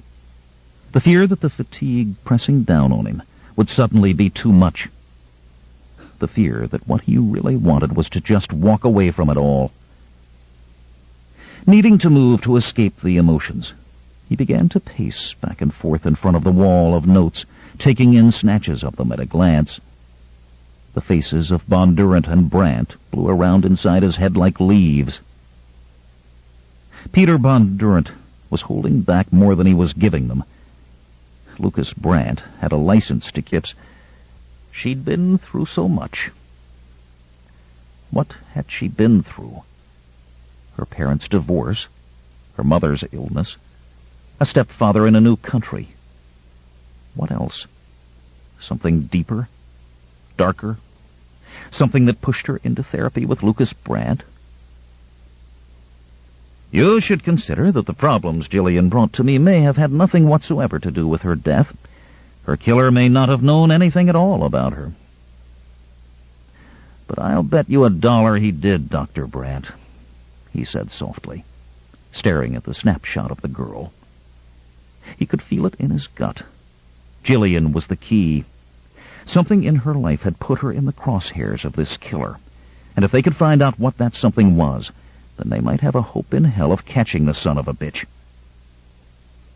He went back to the desk and flipped through the binder pages to the section of photographs, 8x10 color prints neatly labeled as to subject matter. The crime scenes, general shots, lay-of-the-land shots, body position from various angles, close-ups of the burned, defiled women. And from the ME's office, general and close-up shots of the victims before and after cleanup at the morgue, autopsy photographs, close-up shots of wounds inflicted before death, indicative of a sexual sadist, wounds inflicted after death, which were more fetishistic than sadistic, intrinsic to the killer's fantasies. Sophisticated fantasies. Fantasies he'd been developing for a long, long time. He paged slowly through the close-ups of the wounds, examining every mark the killer had left, lingering on the stab wounds to the victims' chests. 8 stab wounds clustered in a group, longer wounds alternating with shorter in a specific pattern. Of all the gruesome aspects of the murders, this bothered him most, more than the burning. The burning seemed more for show, making a public statement. Ashes to ashes. A symbolic funeral, the end of his connection to the victim. These stab wounds meant something more personal, intimate. What? A cacophony of voices filled Quinn's head. Bondurants, Brants, the medical examiners, Kovacs. Cops and coroners and experts and agents from hundreds of past cases. All of them with an opinion or a question or an axe to grind. All of them so loud he couldn't hear himself think anymore. And the fatigue only seemed to magnify the noise until he wanted to beg someone to turn it off. The mighty Quinn. That was what they called him back in Quantico. If they could see him now, feeling as if he might choke on the fear of missing something or turning the investigation in the wrong way. The system was on overload, and he was the one at the switch. And there was the most frightening thought, that only he could make things change. And he wouldn't make things change because, as awful as this was, the alternative scared him even more. Without the job, there was no John Quinn. A fine trembling started deep within him, and subtly worked its way out into his arms. He fought against it, hating it, tightening his biceps and triceps, trying to force the weakness back down inside him. Eyes squeezed shut, he dropped to the floor and began push-ups. 10, 20, 30, more, until his arms felt as if the skin would burst open, unable to contain the straining muscle mass, until the pain burned the noise out of his mind, and all he could hear was the pounding of his own pulse. And then he forced himself to his feet, breathing hard, warm and damp with sweat. He focused on the photograph before him, seeing not the torn flesh, or the blood, or the corpse, seeing only the pattern of the wound. X over X. "Cross my heart," he murmured, tracing a fingertip over the lines. "Hope to die." A serial killer stalks the streets of Minneapolis. Today, Minneapolis police released a composite sketch of the man who may have brutally slain 3 women. And that is our top story tonight. The women of the Phoenix house sat in, on, and around the mismatched assortment of chairs and couches in the living room, their attention on the broad-shouldered, square-jawed anchor of the Channel 11 news. The camera cut to film footage of the afternoon press briefing, the chief of police holding up the sketch of the cremator. Then the screen was filled with the sketch itself. Angie watched from the doorway, her attention on the women. A couple of them weren't much older than she was. 4 were in their 20s. 1 was older, fat and ugly. The fat one wore a sleeveless top because the furnace had gone haywire and the house was as hot and dry as a desert. Her upper arms were flabby and fish-belly white. Her stomach rested on her thighs when she sat down. Angie knew the woman had been a hooker, but she couldn't imagine a man ever being hard up enough to pay to have sex with her. Men liked pretty girls, young girls. Didn't matter how old or ugly the man was, they all wanted pretty girls. That was Angie's experience. Maybe that was why Fat Arlene was there. Maybe she couldn't get a man to pay her, and the Phoenix was her retirement home. A redhead, who had the thin, pale, bruised look of an addict, started to cry when photographs of the 3 murder victims came on screen. The other women pretended not to notice. Tony Erskine, who ran the Phoenix, perched on the arm of the redhead's chair, leaned down and touched her shoulder. "It's okay," she said softly. "It's okay to cry. Fawn was your friend, Rita." The redhead pulled her bony bare feet up onto the seat of her chair and buried her head against her knees, sobbing. "Why'd he have to kill her that way? She didn't hurt nobody." "There's no making sense of it," another one said. "It could have been any of us." A fact that was clear to all of them, even the ones who tried to deny it.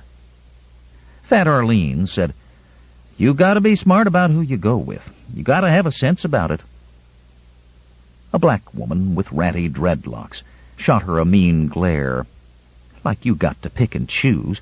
Who want to tie your fat ass down? See all that fat jiggling like jello while he cut you up? Arlene's face went red and squeezed tight, eyes disappearing in the round mounds of cheeks and puffy brows. She looked like a chow-chow Angie had seen once. You can just shut your hole, you bony bitch.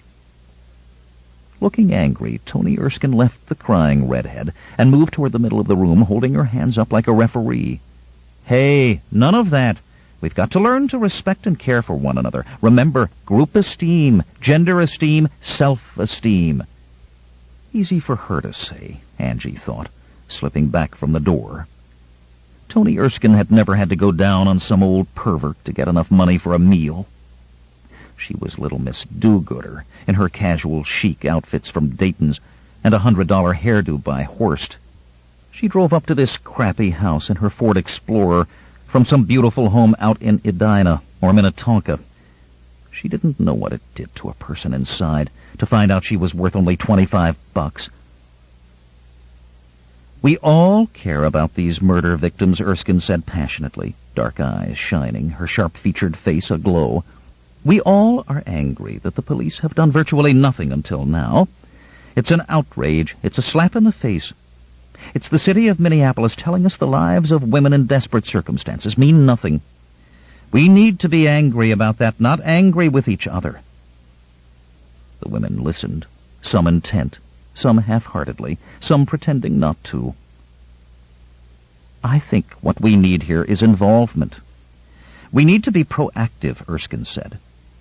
We'll go down to City Hall tomorrow. The press can hear our side of it.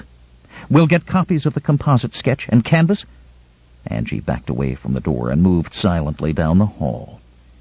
She didn't like it when people started talking about the cremator cases.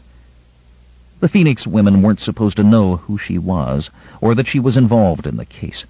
But Angie always got the tense feeling that the other women would look at her and somehow figure out she was the mystery witness. She didn't want anyone to know. She didn't want it to be true. Sudden tears filled her eyes, and she rubbed her hands against them.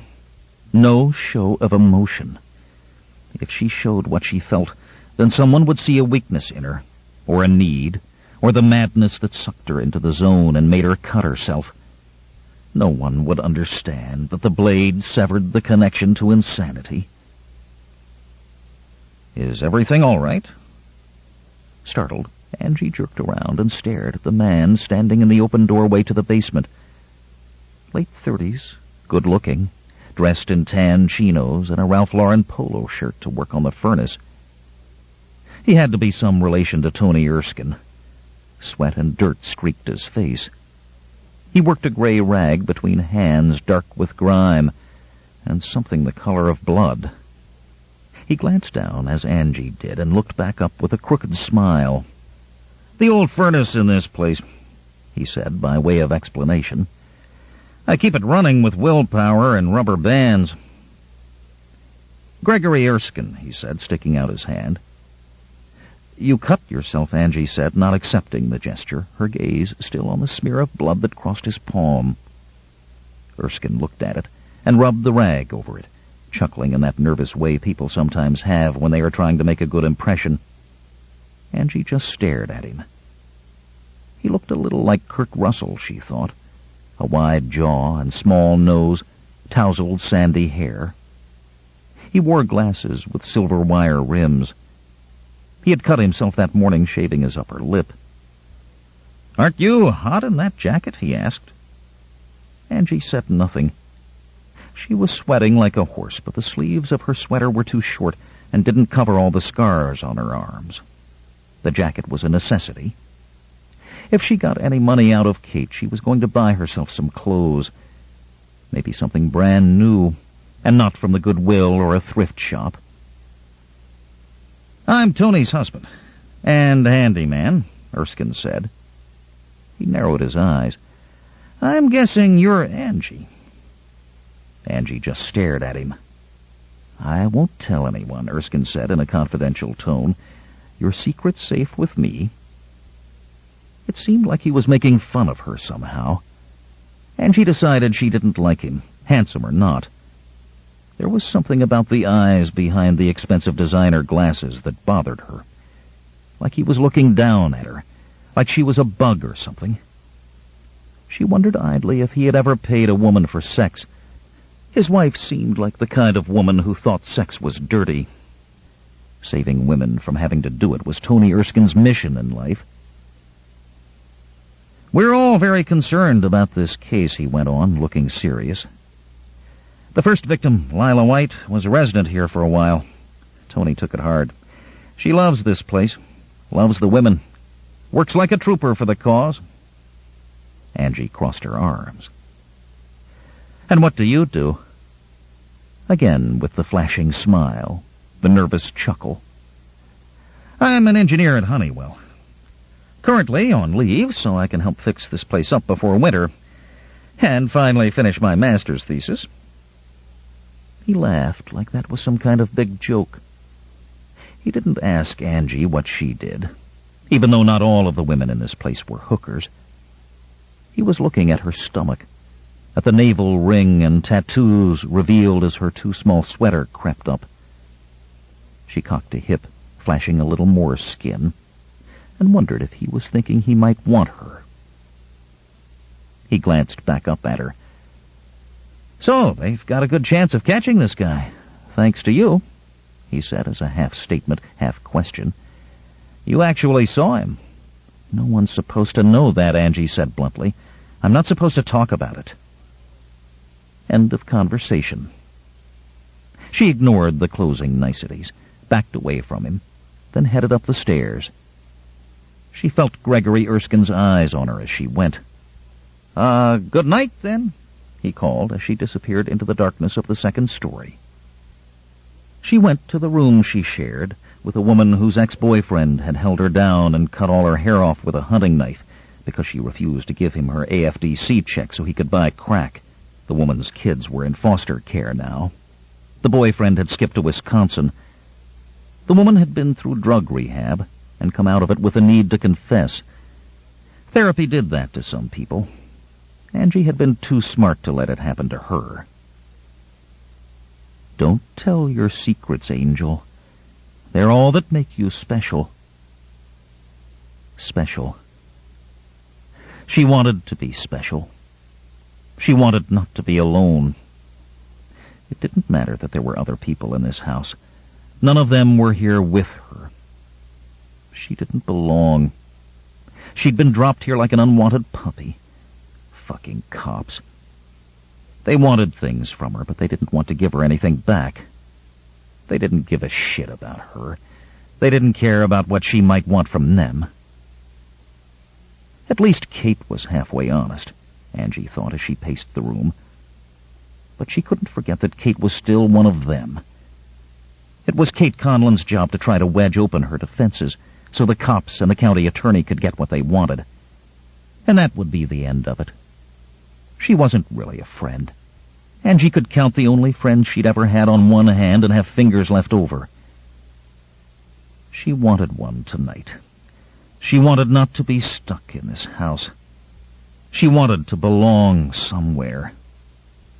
She thought of the woman burning in the park, thought of where that woman had belonged, and wondered fancifully what would happen if she just took that woman's place. She would be a rich man's daughter. She would have a father and a home and money. She'd had a father once. She had the scars to prove it. She'd had a home.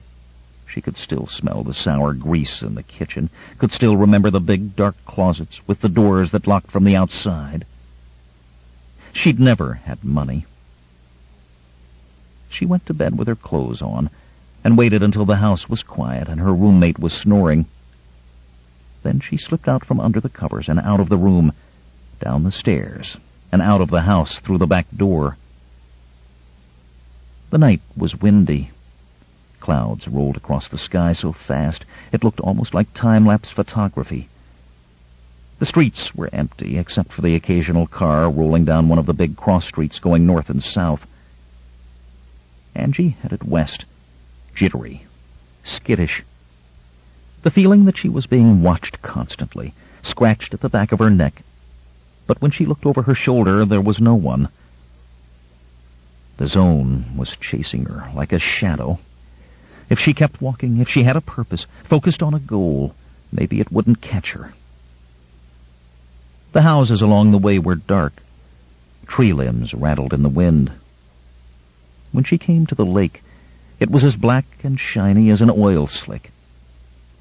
She stuck to the dark side of the street and walked north.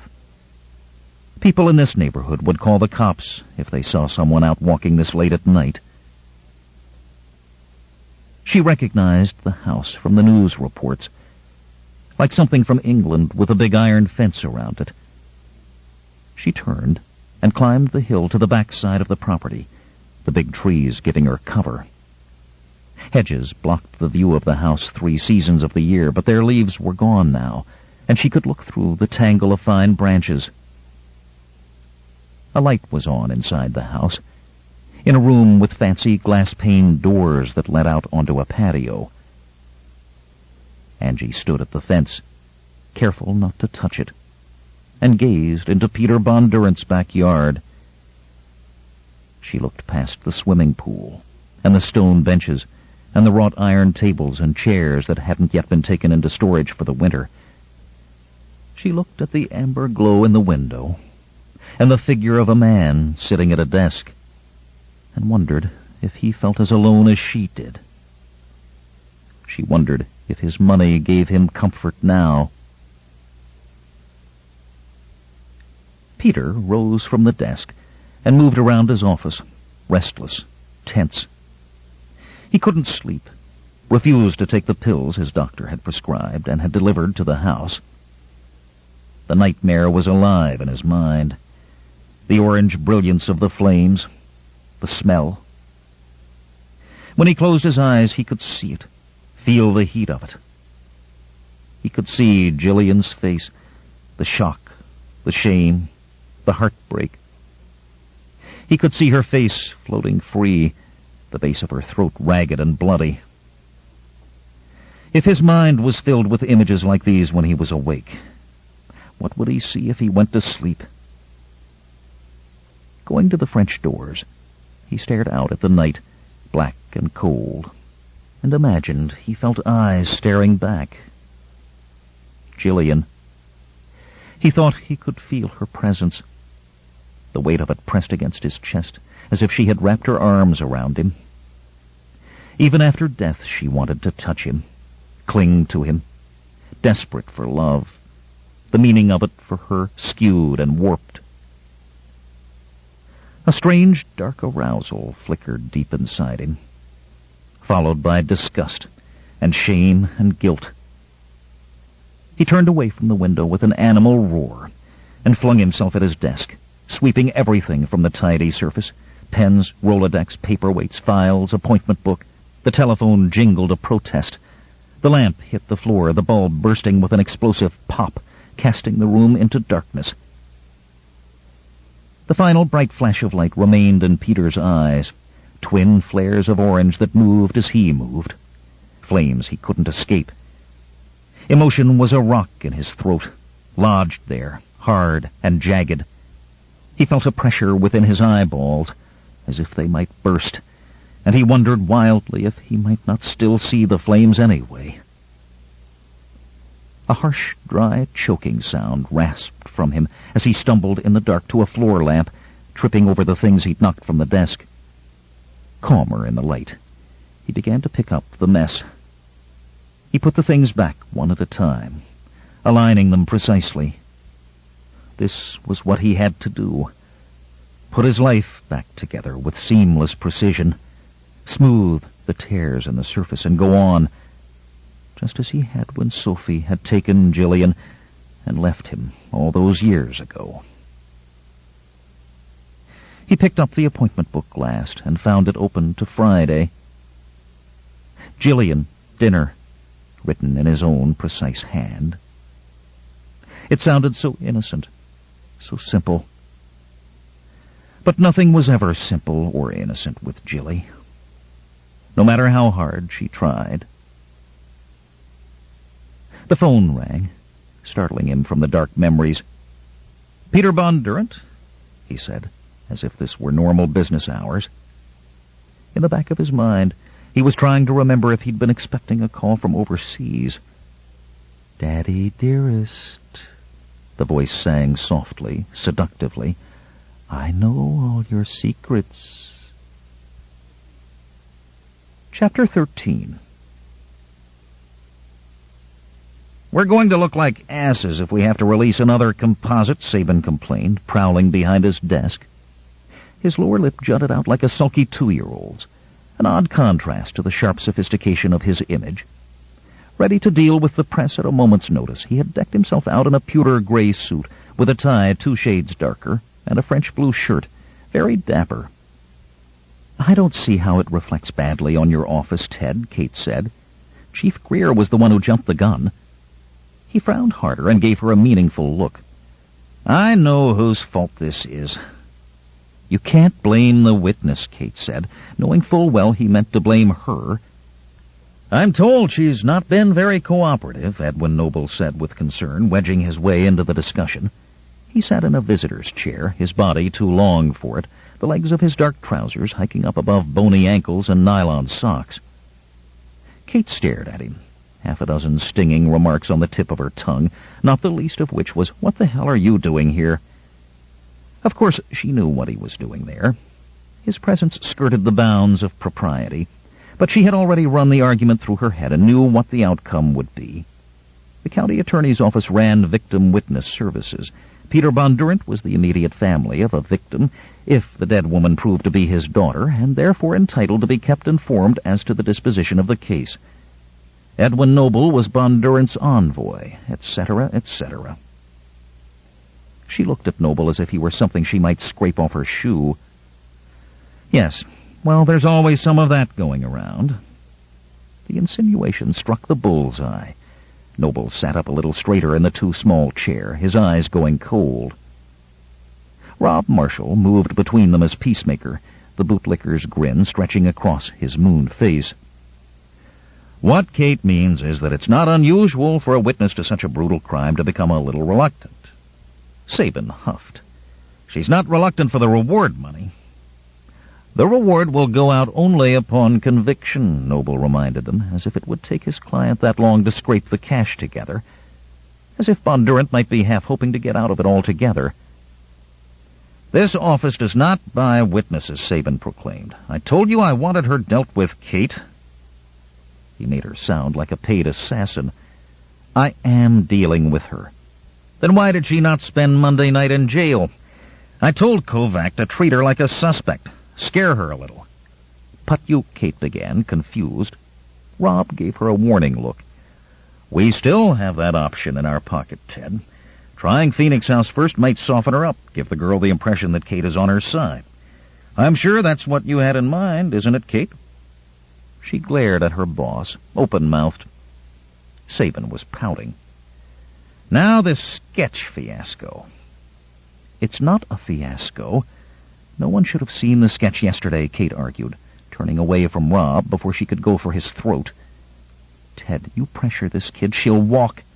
Get tough with her, she'll develop a real mean case of amnesia. I guarantee it. You and I both know you have nothing to hold her on with relation to the murder. You couldn't even get her arraigned. A judge would bounce it off of the courtroom like a Super Ball, and you'd be left with egg on your face and no witness." He rubbed his chin as if he already felt the yolk drying. "She's a vagrant. That's against the law." "Oh, yeah, that'll look good in the papers. Teenage murder witness charged for homelessness. Next time you run for office, you can bill yourself as the Simon Legree candidate." "My political life is not an issue here, Miss Conlon," he snapped, suddenly stiff and steely-eyed. "Your handling of this witness is." Rob looked at Kate with an expression that questioned her sanity. Kate looked to Edwin Noble. Not an issue. In a pig's eye. She could have pushed Sabin a little now and gotten herself reassigned.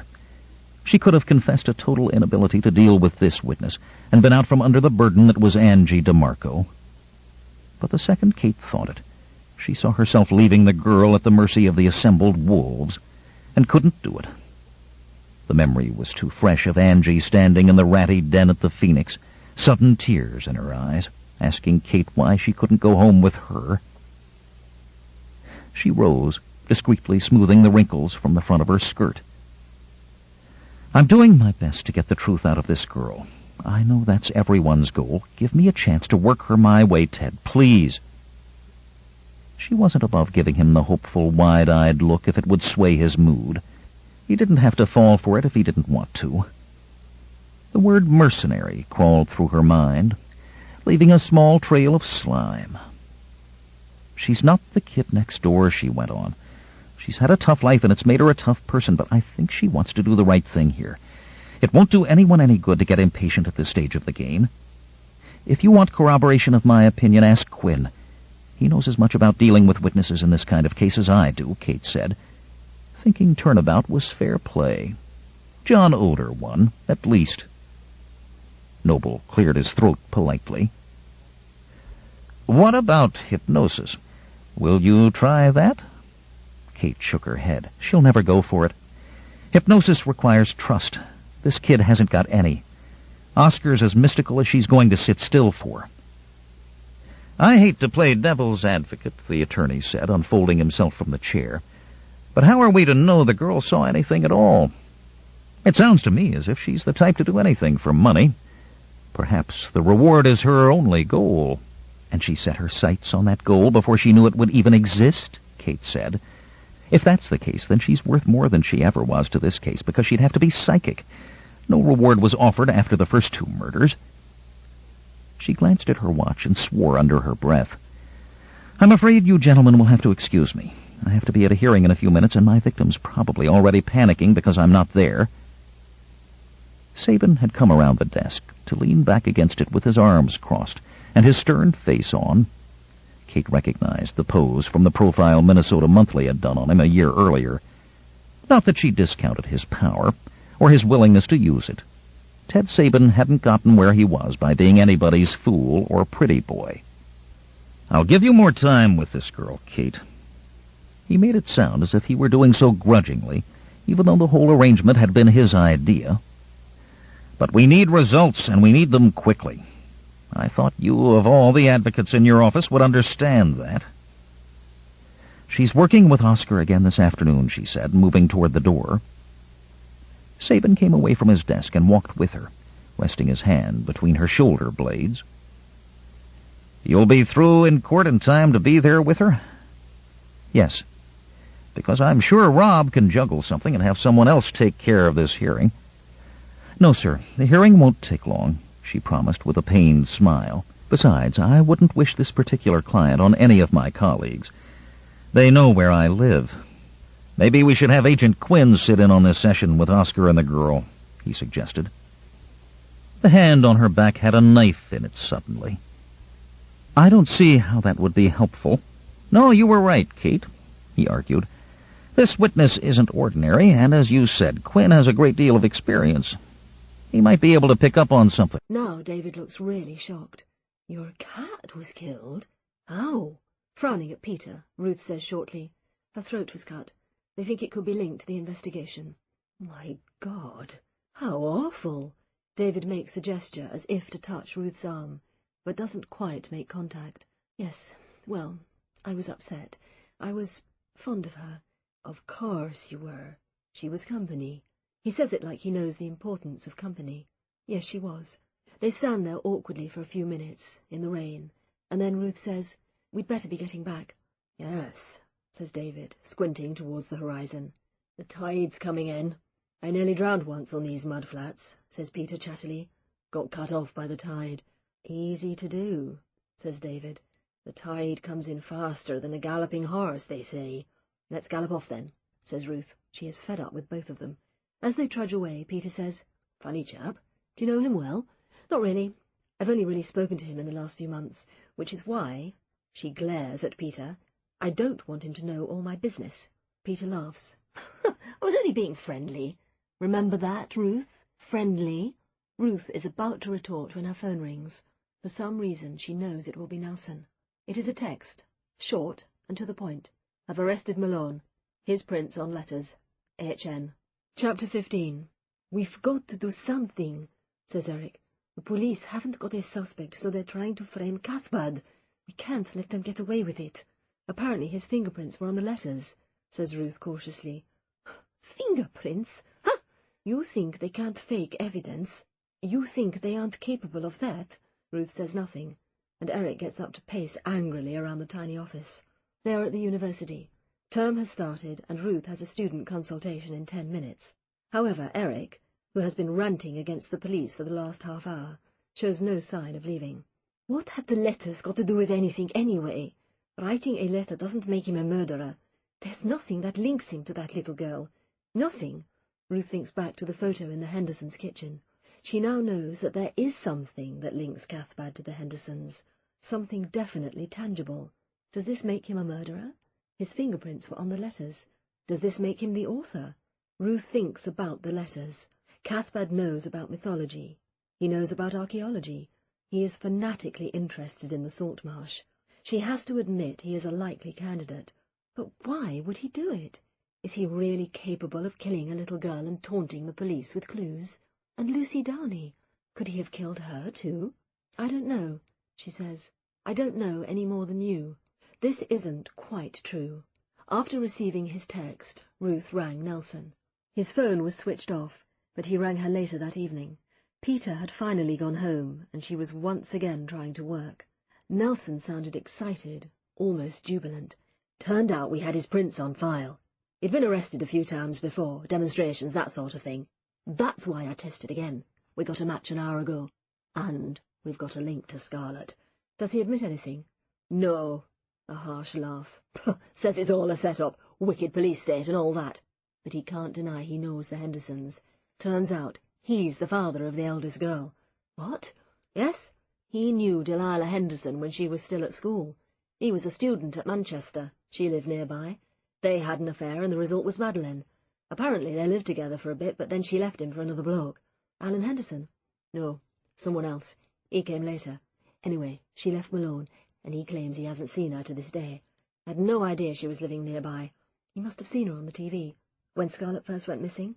Hasn't got a TV. Harmful rays, apparently, polluting the atmosphere. Hasn't got a mobile phone because of the radiation. Nutcase. Do you think he is bad? Don't you believe it. Cunning as a nest of snakes. How long can you hold him? 24 hours. But I'll apply for an extension. Will you tell the press? Not if I can help it. But someone did tell them. Because that night, on the 9 o'clock radio news, Ruth heard that a local man has been arrested in connection with the disappearance of 4-year-old Scarlett Henderson. She had switched on the TV news, and immediately Nelson's face, dark and forbidding, had filled the screen. Detective Chief Inspector Harry Nelson, intoned the newsreader, who up to now has had to admit no progress in the case of little Scarlett Henderson, was tonight unavailable for comment. As if to prove this, Nelson swept past the hovering reporters and bounded up the steps to the police station. Ruth watched, fascinated, feeling slightly smug despite herself that she knew what the inside of the station looked like, could imagine Nelson in his ungainly slice of room examining the evidence, shouting impatiently for coffee, looking again at the laughing face of Scarlett Henderson on the wall. The man is believed to be 42-year-old Michael Malone, a lab technician at North Norfolk University. Jesus, thought Ruth, they know his name. Now all hell will break loose. And it had. This morning, Ruth had been stopped at the university gates and asked to show her ID. Nodding her through, the policeman had told her to avoid the chemistry wing. Naturally, this had aroused her curiosity, and she had driven straight round to find the entrance to the chemistry department completely blocked by cars, trailers, even a portaloo. TV camera crews jostled to and fro, waving giant fluffy microphones. Anyone entering the building was greeted by a hysterical babble of questions. Do you know Michael Malone? Who is he? What sort of... Ruth heard French, Italian, even, she thought, an American accent. Hastily she backed away to the relative calm of the archaeology block. Eric had arrived an hour later, eyes blazing, white hair flying. Have you heard? Have you heard? Yes. What are you going to do about it? Me? What can I do? You are friendly with this policeman, this Neanderthal, aren't you? Not exactly friendly. Eric had looked at her narrowly. That's not what Cathbad said. He said you and this Nelson turned up together to interview him. Very cosy. He said there was a definite chemistry between you. Bollocks. Unthinkingly, Ruth employs Nelson's favourite word. Eric didn't seem to have heard her. "It is obvious that this Nelson is using Cuthbert as a scapegoat, and you, Ruth, you delivered Cuthbert to him. On a plate." The sheer unfairness of this made Ruth gasp. "I didn't. I asked you if you remembered his name. You told me. And you told Nelson. He would have found him anyway." "Would he? He seems a complete incompetent to me." "No, he used you to deliver Cuthbert. He used you, Ruth." "What if Cuthbert did do it?" Ruth countered angrily. "Don't you want the murderer to be found?" Eric smiled pityingly. "Ruth, Ruth, he really has got you, hasn't he? You're even thinking like a policeman." That had been an hour ago, and Ruth and Eric are still circling the topic furiously. Ruth is angry that Eric thinks her a patsy, a fool who has been used by the cynical Nelson in his attempt to pin the crime on Cuthbert, but secretly she does feel slightly guilty. She suggested Cuthbert to Nelson. She pointed him in the direction of the henge and the dig 10 years ago.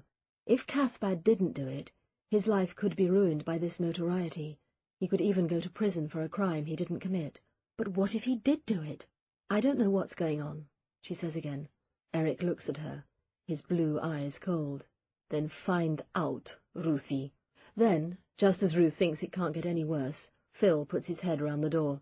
"I couldn't help overhearing. It's a teeny bit loud in here. How are you, Eric?" He puts out his hand. After a second's pause, Eric takes it. "Fine, apart from an innocent man being under arrest." "Oh, that poor soul from the chemistry department. Do you know him?" "Yes, a former student of mine." "No!" Phil's eyes are round with interest. "Is he an archaeologist, then?" "He did a postgraduate degree at Manchester."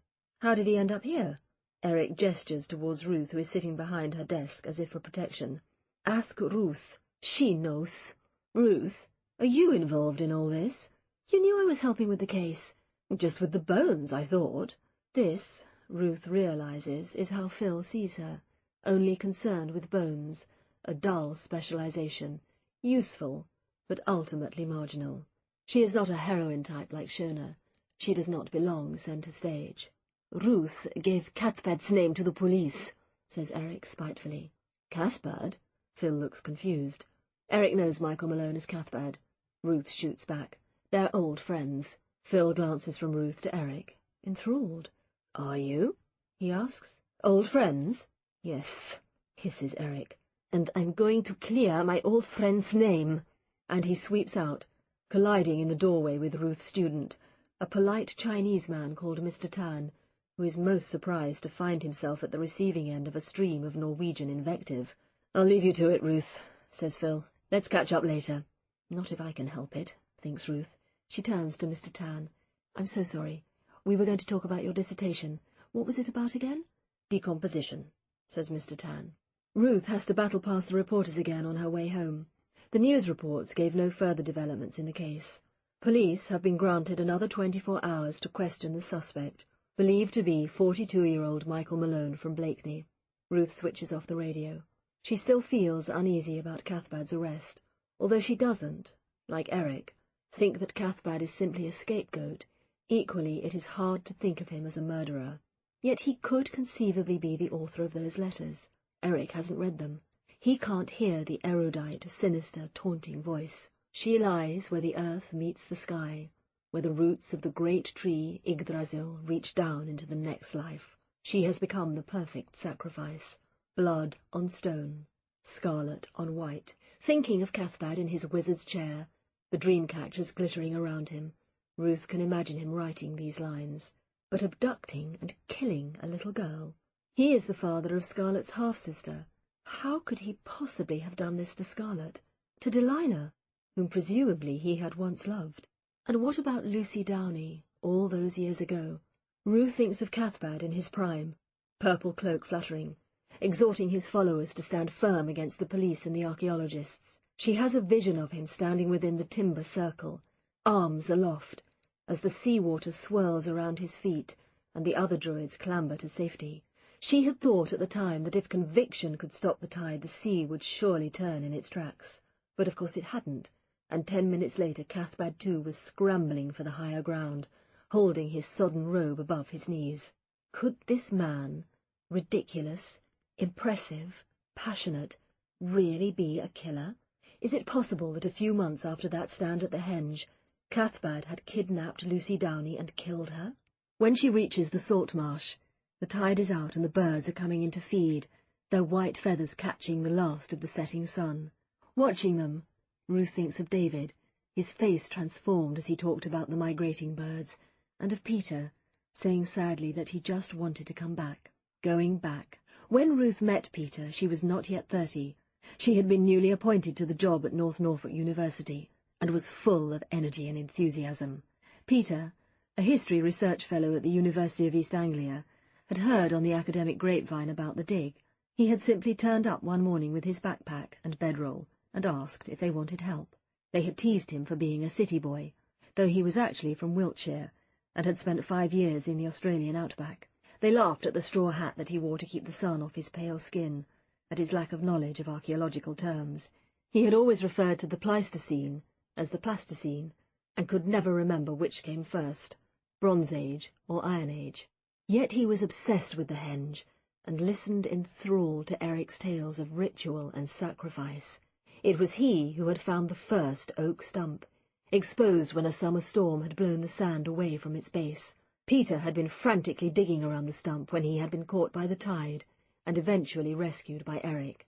It was that evening that she realized she loved him, Ruth remembers. They had always got on well together, teaming up on the dig, laughing at the same things. Eric's wife, Magda, had noticed, and often seemed to contrive to leave the two of them together. Once she had read Ruth's palm, and told her that a tall, red-haired stranger was about to come into her life.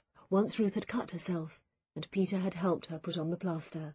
The touch of his hand had made her tremble, and as they sat by the campfire on the evening of his near drowning, Ruth had looked at Peter and thought, now, it has to be now. He could have drowned today. We mustn't waste any more time. And she remembers smiling to herself because it seemed such a momentous and yet such a joyful thought. Peter had looked up and met her eyes. He had got up and suggested a walk to collect samphire. Magda had discouraged anyone else from accompanying them. They had walked to the water's edge, the sound of the sea rustling in the dark, and smiling, had walked into each other's arms. And now, as Ruth lets herself into her cottage, she wonders if she really wants Peter back in her life. After the walk on Sunday, he has called twice, but she hasn't seen him again. He is staying nearby. She could call him tonight, suggest going out for a drink, but she knows she won't. She is not sure what Peter means by coming back. Does he mean coming back to her? And if so, is that what she wants? Having ended the relationship with so much heart-searching, does she really want them to get together again? And why does the new, slightly bitter Peter seem more attractive than the adoring Peter of 5 years ago? Inside the cottage, a clock ticks lugubriously, and the seabirds are calling from the marshes. Otherwise, all is silent. Flint, who is obviously nervous without Sparky, leaps down from the sofa back, making Ruth jump. There is something ominous in the silence, she realizes, as if the house is waiting for something. Her footsteps, as she goes to the kitchen to feed Flint, echo on the floorboards. The radio is no help. The reception is so bad that all she can hear are muffled crackles, as if the announcer has been gagged and is struggling for freedom. This is so disconcerting that she switches it off and the silence returns, heavier than ever. Ruth makes herself some tea and sits at her computer, meaning to do some work, but the silence is still at her back, making the hairs on her neck rise. She swings round. Flint is lying on the sofa again, but he is not asleep. He is watchful, alert, looking beyond her, towards the window and the twilight. Is there something out there? Summoning up all her courage, Ruth goes to the door and opens it noisily.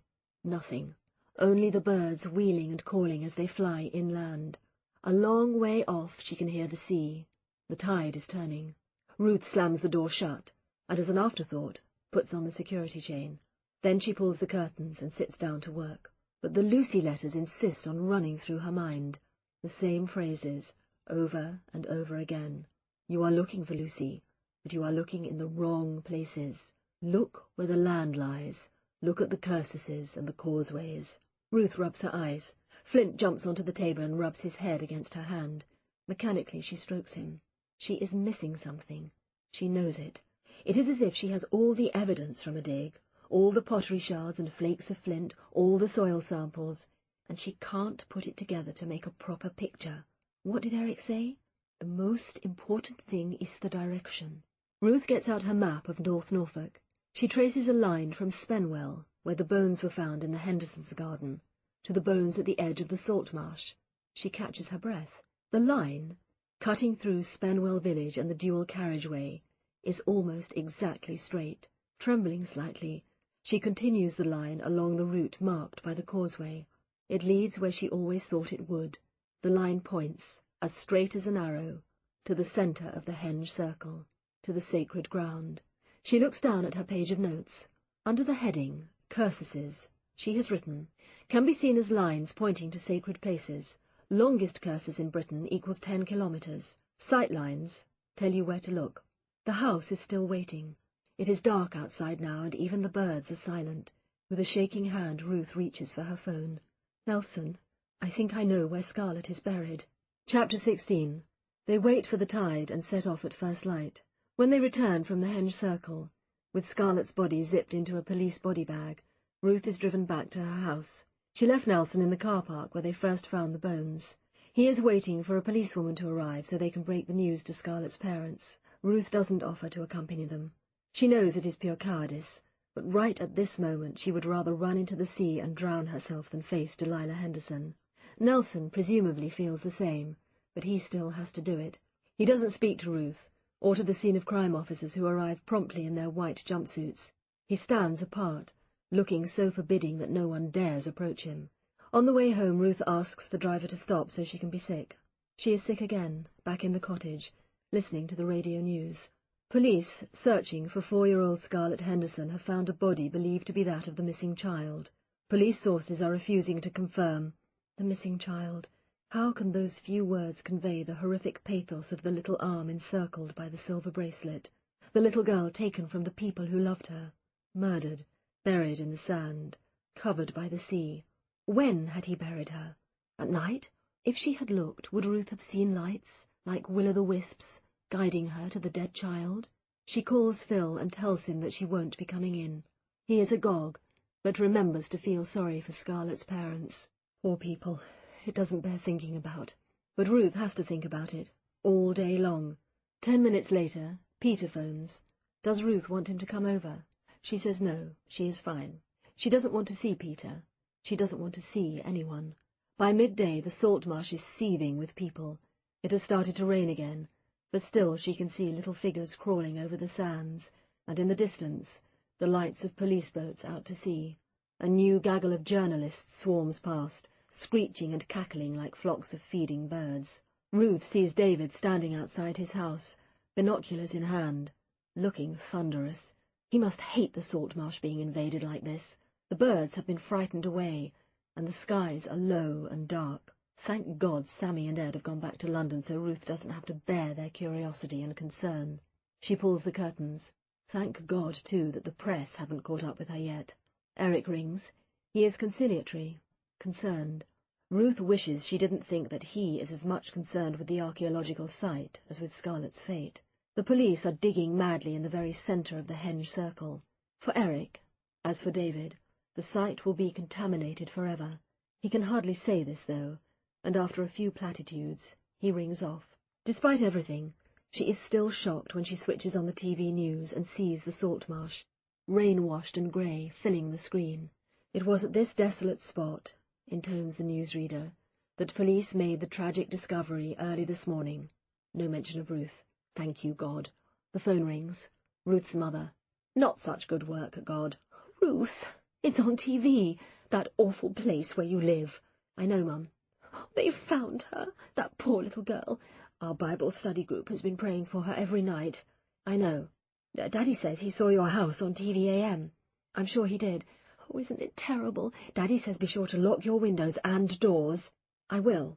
Oh, that poor little girl. Such a pretty little thing. Did you see her picture on the news? Should Ruth tell her mother that she was the one who found the body, who lifted up the little arm, miraculously preserved by the peat, and looked at the silver bracelet, decorated with entwined hearts? Should she tell her mother that she saw an identical bracelet on Delilah Henderson's wrist as they sat chatting in her kitchen?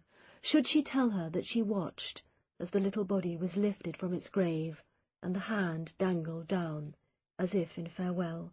Should she tell her mother that she knows the murderer, even if she does not know his name, that she hears his voice in her dreams? Should she tell her about Sparky, left bleeding on her doorstep as a threat or a warning? No, she won't tell her any of these things. Instead, she promises to lock her doors and to ring tomorrow. She feels too tired even to argue when her mother says she hopes the child was baptized and so can go to heaven. Who wants to go to heaven with all those Christians? Has always been Ruth's response. Now she thinks about Alan and Delilah Henderson. Do they think they will see Scarlett again? That they will be reunited in a better place? She hopes so. She really hopes so. The rain continues to fall, somewhat thwarting the journalists who tramp back along New Road, their mobile phones subdued by frustration. Ruth, who hasn't eaten all day, pours herself a glass of wine and switches on the radio. What does the death of little Scarlett Henderson tell us about our society? She switches it off again. She doesn't want to hear people who have never seen Scarlett, talk about lessons learned, or the decline of morals, or why children are no longer safe to play. Scarlett wasn't safe. She was snatched from her garden while she played on the makeshift climbing frame with her twin brothers. Neither of them had seen anything.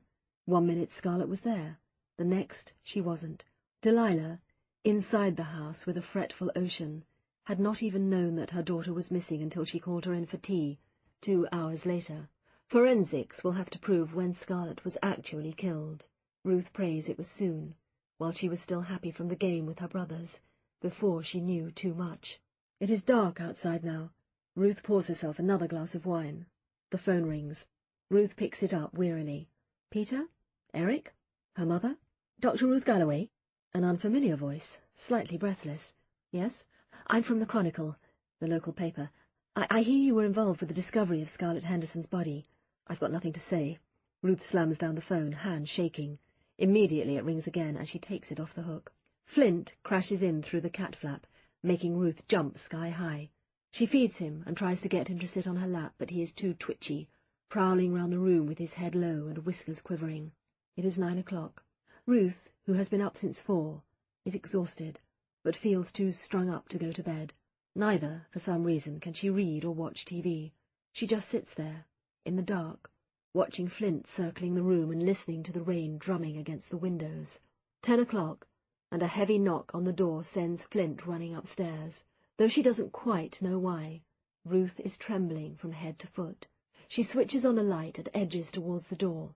Though the rational archaeologist in her tells her that it is probably only Peter, or Eric, or Shona, who surprisingly hasn't rung yet, the irrational side, which has been taking hold all day, tells her that something dreadful lurks outside the door, something terrible arisen from the mud and the sand.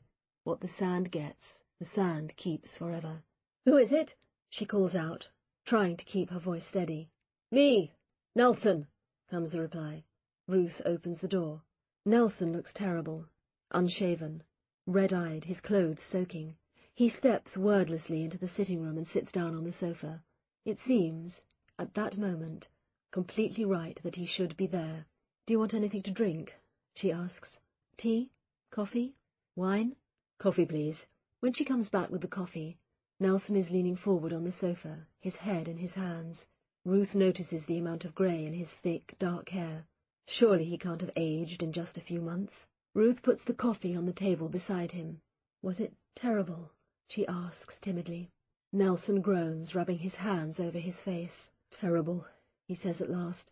"Delilah just crumpled up like someone had squeezed all the life out of her. She just collapsed and lay there, curled up in a ball, crying, calling out for Scarlett. Nothing any of us could say was any good. How could it be? Her husband tried to hold her, but she fought him off. Judy, the DC, was very good. But what could anyone say? Oh, Jesus, I've broken bad news before in my time, but never anything like this. If I go to hell tomorrow, it can't be worse than this." He is silent again for a few moments, frowning into his coffee mug. Ruth puts her hand on his arm, but says nothing. What can anyone say? Eventually, Nelson says, "I hadn't really understood how much she believed that Scarlett was still alive. I think we all thought After 2 months, she must be dead. Like with Lucy. You gradually stop hoping. But Delilah, poor cow, really believed that her little girl was going to walk back in through the front door one day. At first, she kept saying, "She can't be dead. She can't be dead." I had to tell her. I've seen her. And then, Christ, I had to ask them to identify the body.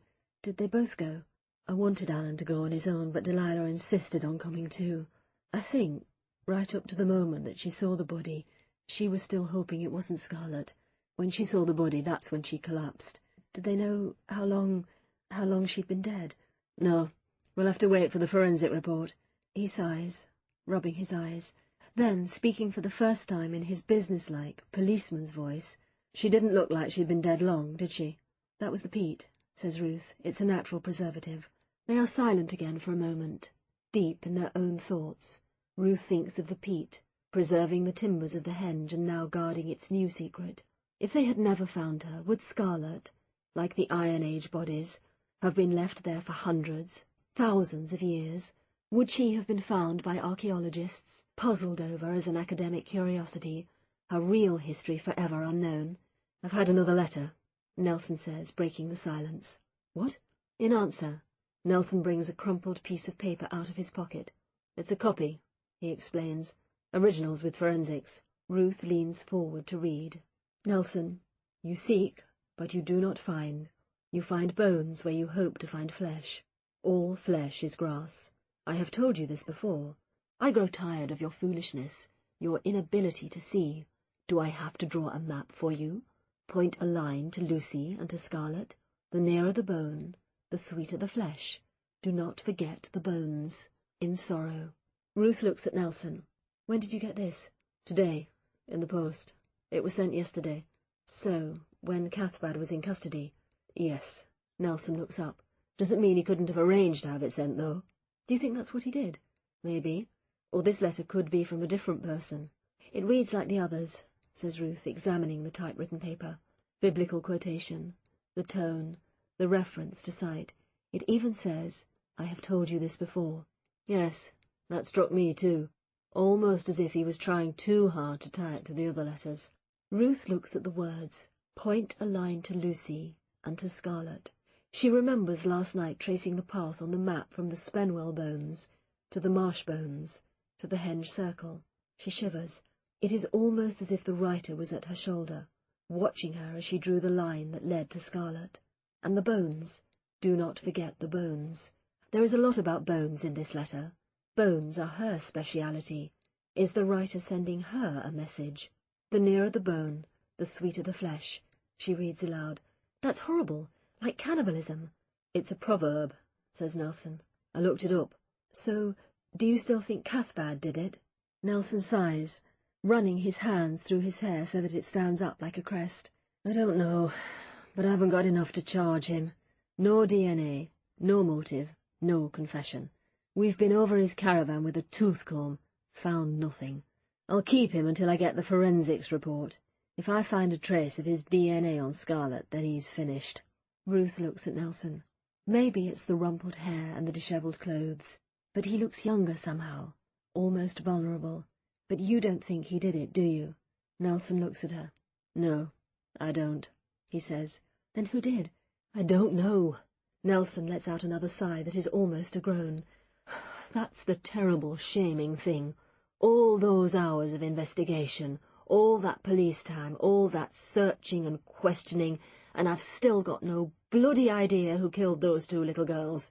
No wonder the media are shouting for my head. I got a call from the Chronicle this evening. Bastards! How do they know about you? I've been so careful to keep your name out of it." Well, they were bound to find out sometime. Who could have told them, though? Ruth thinks. Eric? Shona? Peter? "They'll make life hard for you," warns Nelson. "Is there anywhere you could go for a few days?" "I could stay with my friend Shona." Even as she says it, Ruth dreads the long, cosy evenings of Shona trying to worm out information. She'll just have to work late most nights. "Good. I've sent my wife and kids away to my mum, just until the worst is over." When will the worst be over? I don't know. Nelson looks at her again, his dark eyes troubled. She can hear the rain and the wind outside, but somehow it seems a long way away, as if this room, this tiny circle of light, is all that is left in the world. Nelson is still looking at her. "I don't want to go home," he says at last, and Ruth reaches out to lay her hand on his. "You don't have to," she says. The silence wakes Ruth. The wind and the rain have stopped, and the night is still. She thinks she hears an owl hooting, and very far off the faint sigh of the waves. The moon shines serenely through the open curtains and illuminates the crumpled bed, the strewn clothes, and the sleeping figure of DCI Harry Nelson, breathing heavily, one arm flung out across Ruth's breasts. Gently, Ruth lifts the arm and gets up to put on some pajamas. She can't believe she went to bed naked. Somehow, that is even harder to believe than the fact that she went to bed with Nelson, that she laid her hand on his, that she, seconds later, reached over to touch her lips with his. She remembers his slight hesitation, a whisper of indrawn breath, before his hand reached up behind her head and he pulled her to him. They had clung to each other, kissing desperately, hungrily, as the rain battered against the windows. She remembers the roughness of his skin, the surprising softness of his lips, the feel of his body against hers. How could this have happened?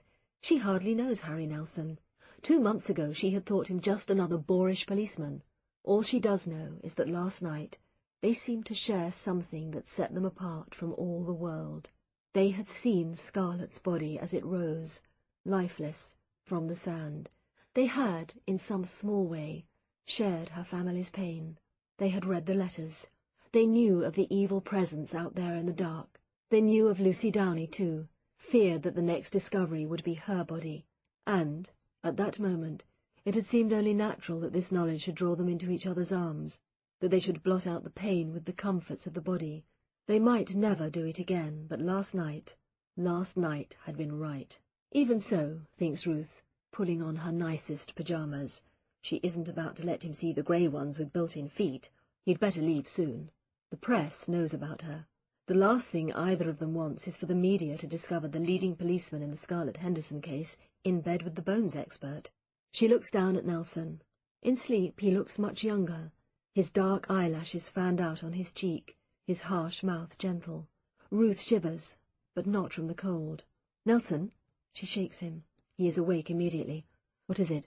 "You'd better go." He moans. "What time is it?" "Almost 4. He looks at her for a moment as if wondering who she is, and then smiles, the surprisingly sweet smile that she has only seen once or twice before. "Good morning, Dr. Galloway." "Good morning, D.I. Nelson," says Ruth. "You'd better get dressed." As Nelson reaches for his clothes, Ruth sees a tattoo high on his shoulder, blue writing around some kind of shield. "What does your tattoo say?" she asks. "Seasiders. It's a nickname for my team, Blackpool. Had it done when I was 16. Michelle hates it."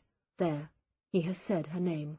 Michelle, the perfect wife, who hovered between them all last night, is suddenly there in the room. Nelson, pulling on his trousers, seems unconscious of what he has said. Perhaps he does this all the time, thinks Ruth. Dressed, he looks a different person. A policeman. A stranger. He comes over to her, sits on the bed and takes her hand. "Thanks," he says. "What for?" "Being there. Just doing my duty as a citizen." He grins. "You should get a medal." Ruth watches as he retrieves his mobile from under the bed. She feels oddly detached, as if she is watching something on television. But she doesn't really watch that sort of program. She prefers documentaries. "Will you go to your friend's house?" asks Nelson, shrugging on his jacket. "Yes, I think so." "Well, keep in touch. Any trouble from those press bastards, give me a shout." "I will." At the doorway he turns and smiles. "Goodbye, Dr. Galloway," he says, and he is gone. Chapter 17. Unable to get back to sleep, Ruth gets up and showers. Watching the water running off her body, she thinks of Nelson, and wonders if she is symbolically cleansing herself, rubbing off any taint of his touch, his smell, his presence. That's certainly what her parents would want her to do. Be baptized. Be born again. A phrase from her church-going past comes into her mind. Washed in the blood of the Lamb. She shivers. It sounds too much like the letter writer for her liking. She thinks of that last letter with its references to bones and flesh. Were those references meant for her? She dries herself briskly and goes into her bedroom. She strips the bed. More symbolic cleansing, and dresses quickly in trousers and fleece. Then she gets out a bag and starts to pack some clothes. She will take Nelson's advice and go to Shona's for a few days. She'll call Shona from the university. Packing her unaesthetic grey pyjamas, she thinks of Nelson. Did he sleep with her only to blot out the horror of finding Scarlett's body? He can't possibly fancy her. Not with Miss Blonde Housewife 2008 waiting for him at home. Does she fancy him? If she is honest, yes. She has been attracted to him ever since she saw him in the corridor that first time, looking too big and too grown up for his surroundings. He is an antidote to the weedy academic types around her, men like Phil and Peter, even Eric. Nelson would never sit and pore over dusty reference books. His preference is for doing things, striding over the marshes, questioning suspects, driving too fast. Sleeping with women who aren't his wife? Well, maybe. She senses it isn't the first time he has been unfaithful to the sainted Michelle. There was something practised about his demeanour this morning, gathering up his clothes, carefully not making any promises about when they would meet next. But there had been emotion too last night, something almost shy and surprisingly tender. She remembers his sharp intake of breath when she first kissed him, the way he had murmured her name, the way he had kissed her, softly at first, and then much harder, almost violently, his body pressed against hers. Stop thinking about it, she tells herself as she lugs the bag downstairs. It was a one-off. It will never happen again. How can it? He is married. They have almost nothing in common. It was only the circumstances of last night that conjured up that particular spell. From now on, they will just be policeman and expert witness, two professionals working together. Flint purrs around her ankles, and Ruth wonders what to do about him. She can't take him to Shona's. The change would upset him, especially coming so soon after Sparky's disappearance. She'll have to ask David to feed him. She remembers him saying once that he didn't like cats because they kill birds, but surely he wouldn't mind just for a couple of days. Anyway, with the weekenders back in London, there is no one else to ask. Think of him as a murderer. He always seemed a harmless old thing, into peace and nature and all that, but the police must have some evidence, otherwise they wouldn't be able to hold him. That Detective Nelson sounds a real hard bastard. Briefly, Ruth thinks of Nelson. Sees, as if projected in technicolor onto the wall opposite, his face above hers. Feels his stubble against her cheek. I really don't know him that well, she says. Look, Shona, I've got a favour to ask you. Can I stay with you for a few days? You see, the press have got wind that I was involved. I think they might come round to my house, and I'd just like to get away for a bit. Of course, says Shona at once. You're more than welcome. Tell you what, we'll have a takeaway and a few bottles tonight. Have a real girls' night in. Forget about everything and just unwind. What do you think? She doesn't quite know why, but Ruth doesn't enjoy her girls' night in as much as she expected. For a start, she is exhausted, and after a few glasses of Pinot Grigio she feels her eyelids begin to droop. Then, for perhaps the first time in her adult life, she just isn't that hungry. Usually she loves takeaways, the flimsy silver cartons, the gloriously greasy food, the mystery dish that you're never sure whether you ordered. Usually she loves it all, but tonight, after a few mouthfuls of crispy aromatic duck, she pushes away her plate. The smell of soy sauce is starting to make her feel sick. What's up? asks Shona, her mouth full. Dig in.